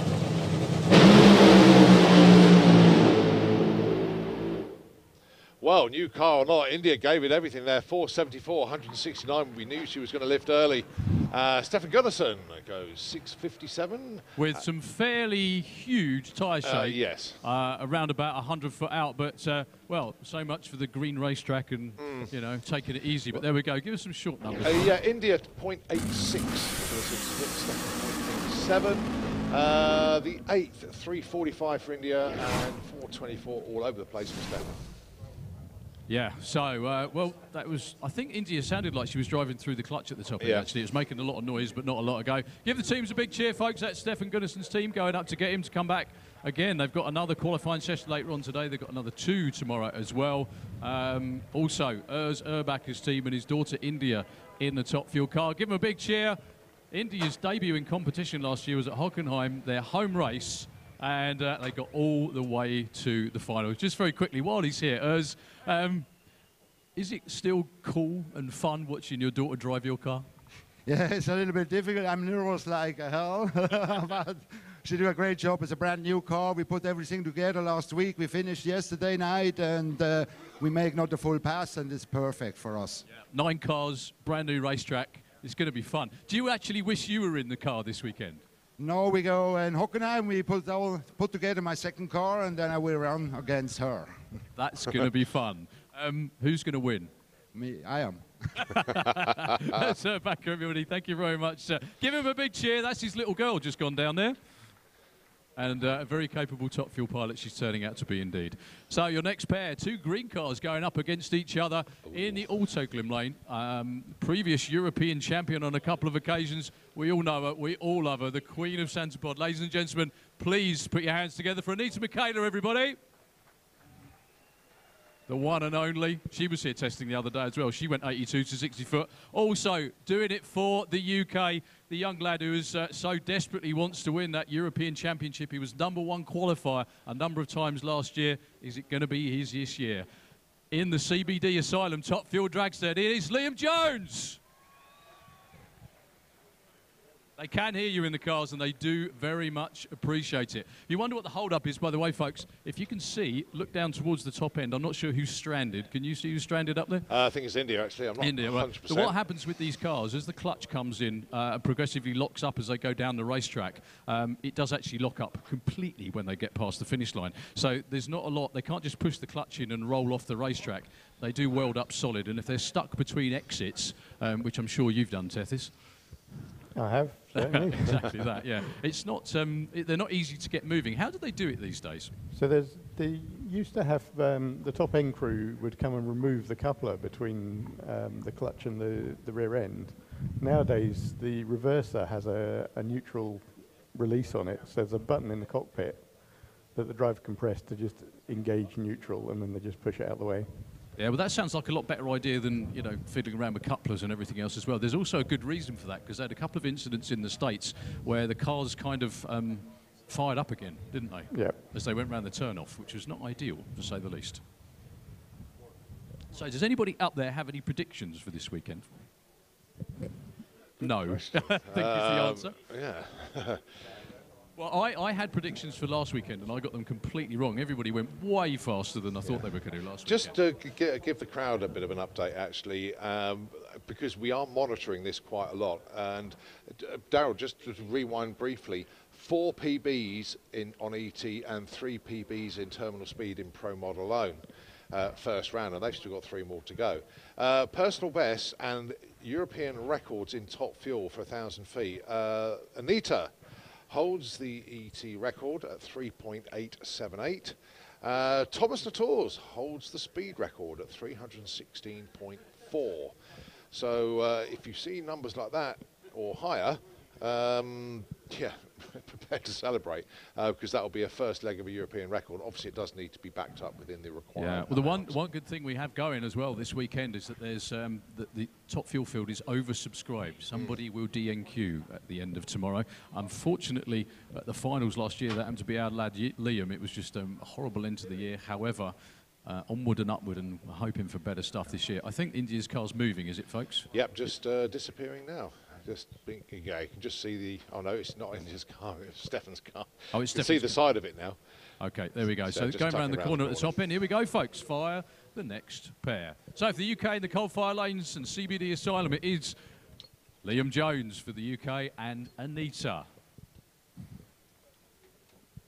Whoever would have thought you'd ever get 2 green top fuel cars going against each other? They can look green at the top end if the oil comes out of them, but you know. Right, all get the thumbs up. The teams. Anita had one hell of a launch in testing the other day, didn't she? Well, she tried everything she could to actually bend the wheelie bar. Yeah, vertical. you bet.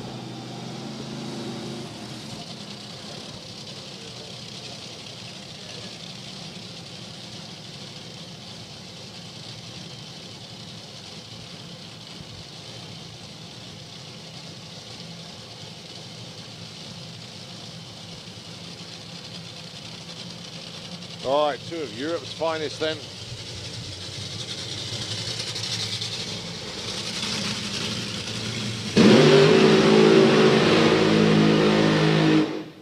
And the first of the 3 Runefield Motorsport Dragsters here this weekend.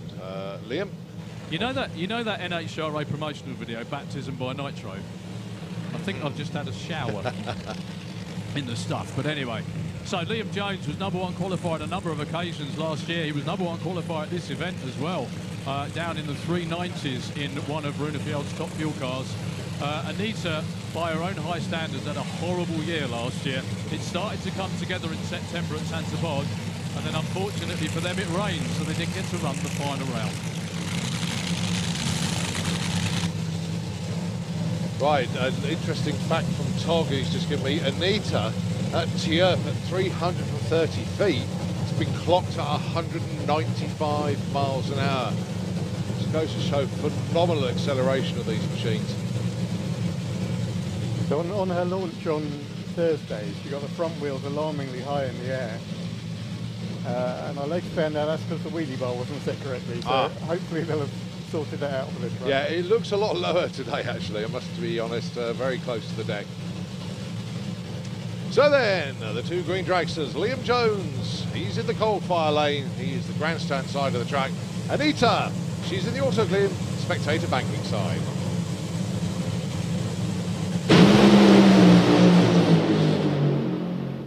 Well, that's Anita going to a 432 at 195. Liam's burst panel went, and back pressure there, and pops the chutes as part of the safety devices on the car. Well, Anita was absolutely on one there. I mean, to run 432 at only 195 miles an hour, the track held it and she went. What was the short numbers? Both of them 0.85 to 60.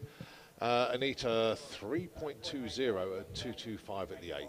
Yeah, she was actually off the throttle by the 8th mile. So, I mean, that's still a pretty good elapsed time for the 8th mile. However, being off the throttle. But again, as I said earlier, folks, is those cars can run very, very quick and very fast indeed. Give him a big cheer, folks. That's Liam's crew going to get him to come round and do it again later on today. He's going to have a big old headache. He's not a small, shy, retiring bloke, Liam, and he did have backache and all sorts last year, didn't he, from tyre shake? It's nasty stuff. Very, very nasty stuff indeed. He's a well-built lad, and he keeps himself in good shape. You bet. Yeah, it looked like it might have been a planned shut-off for Anita there. And that's Anita's crew. Come on, warm your hands. That's an awful long way to come from Finland to entertain you folks, and they're going to put down some stout numbers this weekend. Up next, Mickey Kagarad in the Autoglim lane, taking on the eye of the storm, Mr. Stig Neergaard on the coal-fire side of the racetrack. Any of these cars can run in the threes at over 300 miles an hour.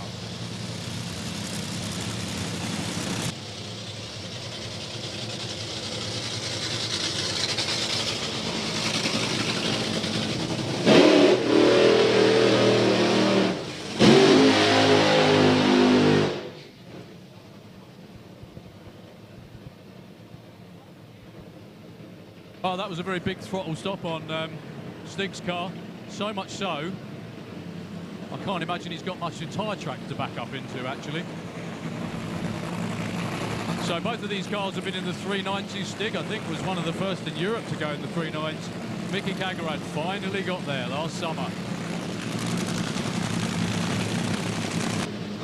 Yeah, both of them personal best of 3.95, and Darrow, as you just said there, Mickey, his PB was like 4.0 for a long, long time, and just seeing all the new people come in, going in the threes, and Mickey just couldn't get there. But having said that, 2 championships in a row for Mickey. Top Fuel Champion of Europe 2015, 2016.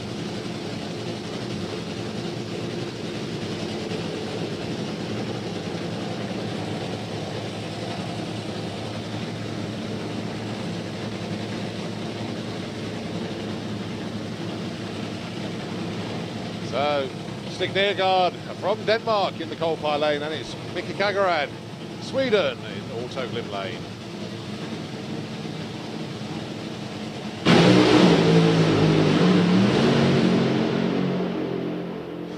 What a pedal job from Stig, goodness me. Goes through 528. Just wanders back into the throttle as well, which is quite... I know why Stig did that before. I'm not entirely sure why he's done it this year, because I don't think he's running the full tour. But anyway, I think Anita's still #1. They're obviously qualifying for position on race day. As I mentioned, this is qualifying session #1 of 4 that they're going to have over the weekend. It is a little bit hit or miss normally in the first session. However, the potential is there to be running very quick and very fast indeed. Yeah, Stig slots into #3 with that 528.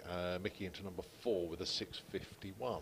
Okay, up next we have 2 of Runefield's top Fuel Dragsters in the coal-fire lane from Finland. The young man who nearly won it all last year. That's Antti Horto. Great to see him back again for a full tour in 2018. But in the Autoglim lane from the beautiful island of Malta, the #1 man, and he was so happy to win the championship as well. Very, very deserving indeed. That's Duncan Mikulev. Come on, put your hands together for both of them. And Duncan was outstanding last summer. Oh. His win record was just amazing. That is so hard to do in a top fuel car, what he did. He was almost unbeaten. So they're just priming the injectors. There we go. So Antti Horto and Duncan. 2 more 3-second top fuel dragsters, or potential 3-second top fuel dragsters, coming your way. Antti's another one in a new car for this meeting. Ex-Leah Pritchett car.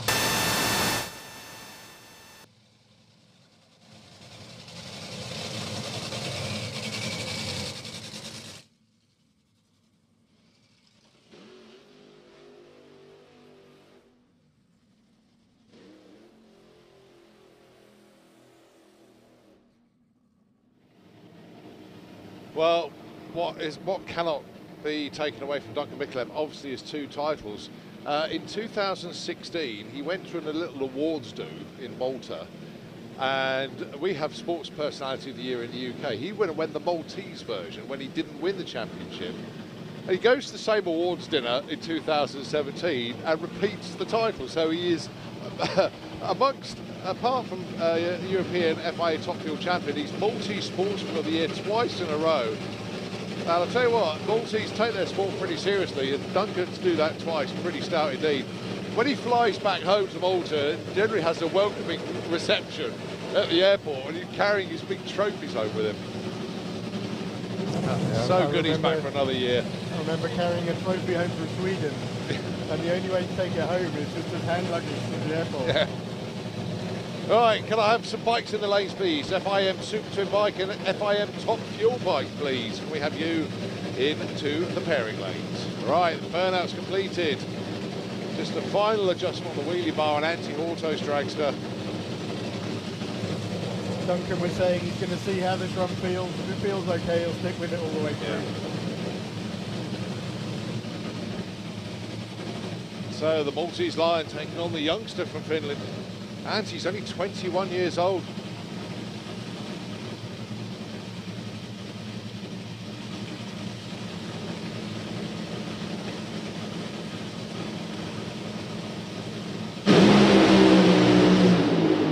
Oh, it's Duncan all the way. Look at this for a run. Wow, 392 at 309. Not bad at all. We told you that race very, very quickly. I know he doesn't normally talk, Rune, just really quickly. No one has run on this racetrack before. The first fuel run in a top fuel car is nearly track record, nearly speed record. How do you do it? I don't know. Well, you must know something about it, because that was incredible. And your team are good, but you did that again. Yeah, well, I'm working on what we did last year, so we're getting there. You're more than getting there again, but congratulations, sir. Thank you. Please give Runefield the most biggest cheer. Come on, he just made that happen. 3 of his top fuel cars out there, and my goodness me, give him a massive cheer. Needless to say, Duncan #1 in qualifying. I told you they could do that. I just didn't quite. 0.8760 foot at the 8th. 3.13, 271 miles an hour. He was hauling. What have they got for? That was their first run, so they've still got 3 more qualifiers yet. That is, yeah, the first full run on this brand new racetrack, and it's nearly a track record ET and speed as well. So while we collect our jewels off the floor, it's Fuel Funny Car time, ladies and gentlemen. We have Kevin Eliminator, as we're going to call it. So good to see Kevin Chapman in a Nitro Funny Car. He's licensed in a top fuel car, however, he has to effectively cross-license. Yeah. Is that the phrase? That's it, yeah. This is a brand new car to him. Came out and made one showing on the racetrack yesterday.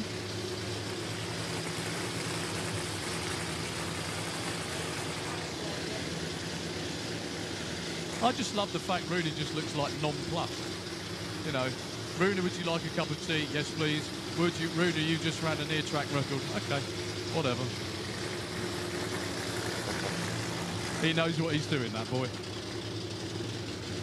So, Kevin Chapman in his hopefully first full run in a Fuel Funny car.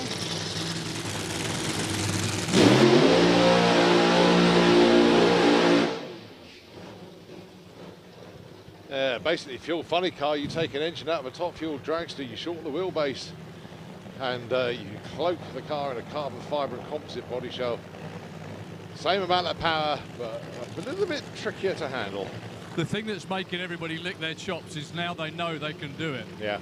Now they know whatever they want to give it, they can give it. It's only slightly exciting, isn't it? Yeah.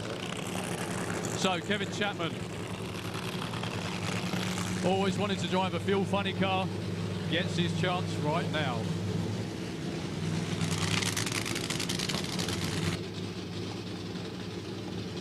The rather bizarre thing with Kevin, he's been a spectator of drag racing for 40 odd years, and eventually the bank balance said, yeah, okay, you might be able to have a little go, and he just didn't bother with anything else. He went straight to Rune and said, can I have a go in one of your top fuel cars?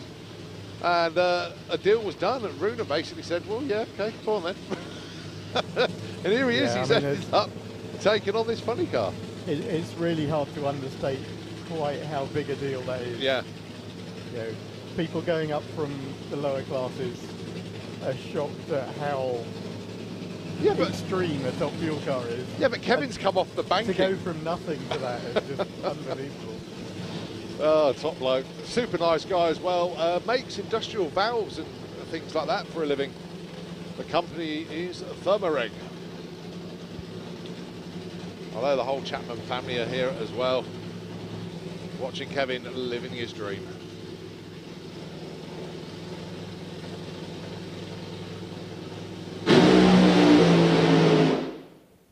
Wow, quite a stout launch. It slightly rolled the beams a little bit there. He definitely did roll the beams, but wasn't shy of it. That was really, really good for Kevin Chapman. I think that was probably the plan. So I'm just going to catch a quick word with someone else down here observing.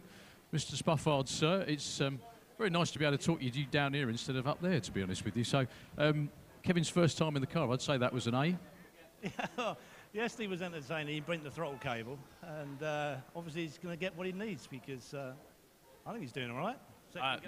All right. I mean, I know he's got a top fuel license, but it's still a whole different animal driving a funny car. Yeah, I never drove a top fuel car, but I know these things are animals, and you've got to be on your game with these.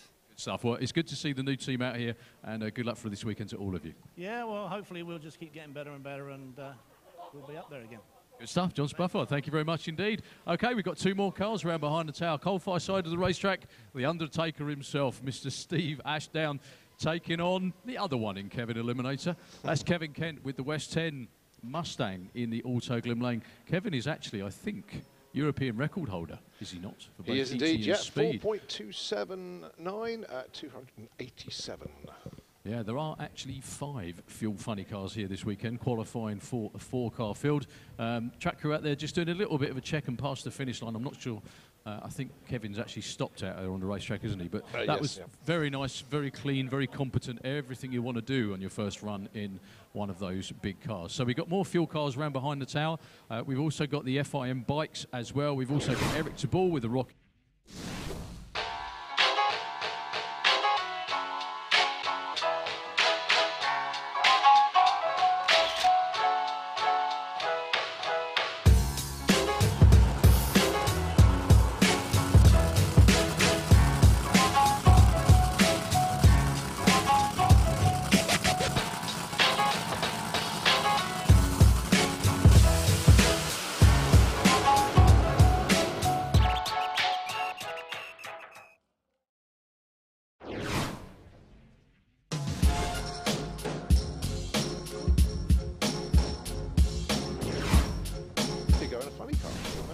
Your passion is top fuel, but would you want to cloak yourself in a carbon fibre body and put the engine in front of you?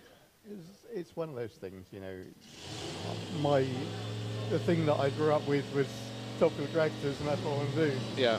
But if someone says, "Do you want to go in this?" I'm not going to say no.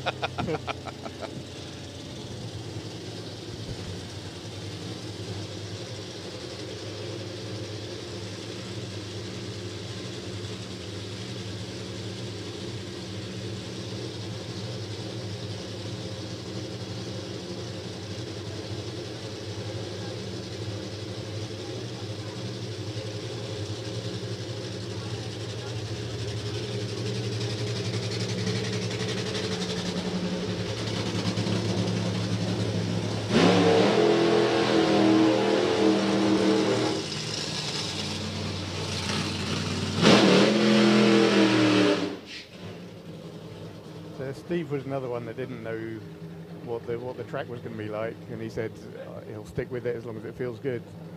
But based on what we've just seen, I think we can say the track's all right.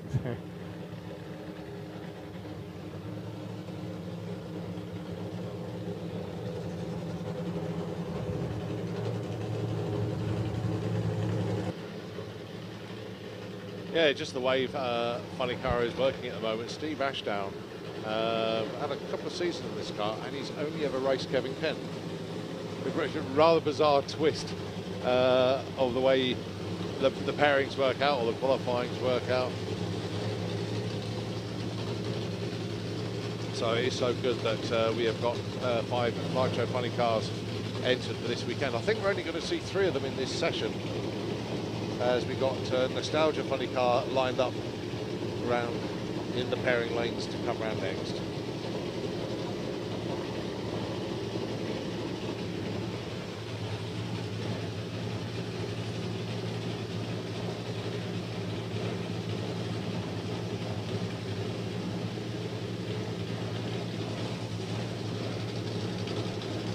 So it's the Undertaker taking on the West 10 Motorsport entry, the Dodge Stratus, cloaked body shell in the coal-fire lane, and it is the Mustang body over Kevin Kent's chassis in the Autoglib lane.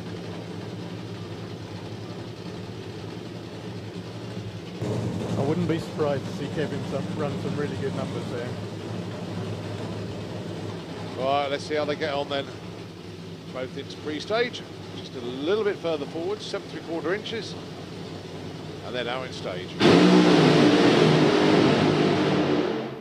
Well, they're both going for it, that's for sure. Kevin Kent gets the stripe first with 548, 137, and a 640, 114 for Steve Ashdown. Yeah, Steve's car looked, it didn't really make that much of a move off the start line. I think he pedalled it to try and get it going, which didn't really happen. But Kevin Kent, at the moment, #1 qualifier with that 5.48. Don't go anywhere at all, folks. We have Nostalgia Nitro Funny cars coming up, and we've got all of the FIM bikes round the back of the tower as well.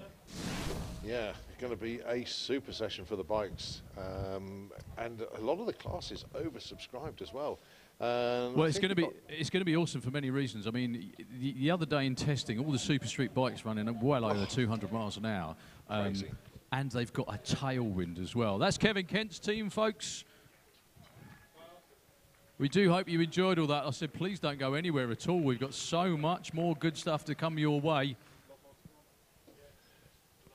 Yeah, let's give you a rundown. Right, we've just completed Top Fuel and Nitro Funny, got Nostalgia Funny car, then the bikes, Pro Stock bike, Super Twin bike, the earth is going to move with that lot go, Top Fuel bike, so you've got nitro burning bikes coming around.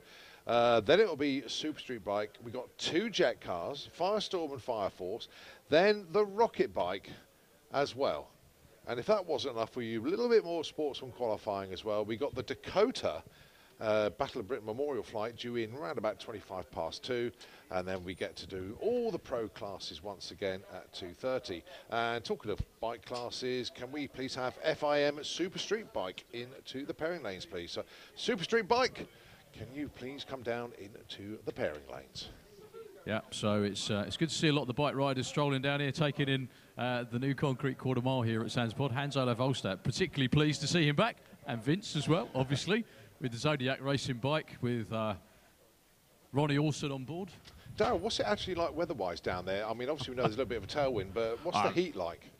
Bloody awesome, I think. It's the short version. It's just lovely. It's nice and warm. Yeah, there is a bit of a breeze, but it's a nicely cooling breeze instead of a, tedious one. And also, it's going down the racetrack, which kind of helps everybody as well. Definitely, definitely. Anyway, did you all enjoy your first fuel session? I hope you did. We've got more of that coming up later. Anyway, all you people that hadn't seen it before, how did that work out? Yeah, they're all going to get some lunch now, shaking. Well, they're going to miss some Nitro Funny cars because you've got They are nostalgia indeed. ones coming round. Also, in actual fact, if you want to know what's going on,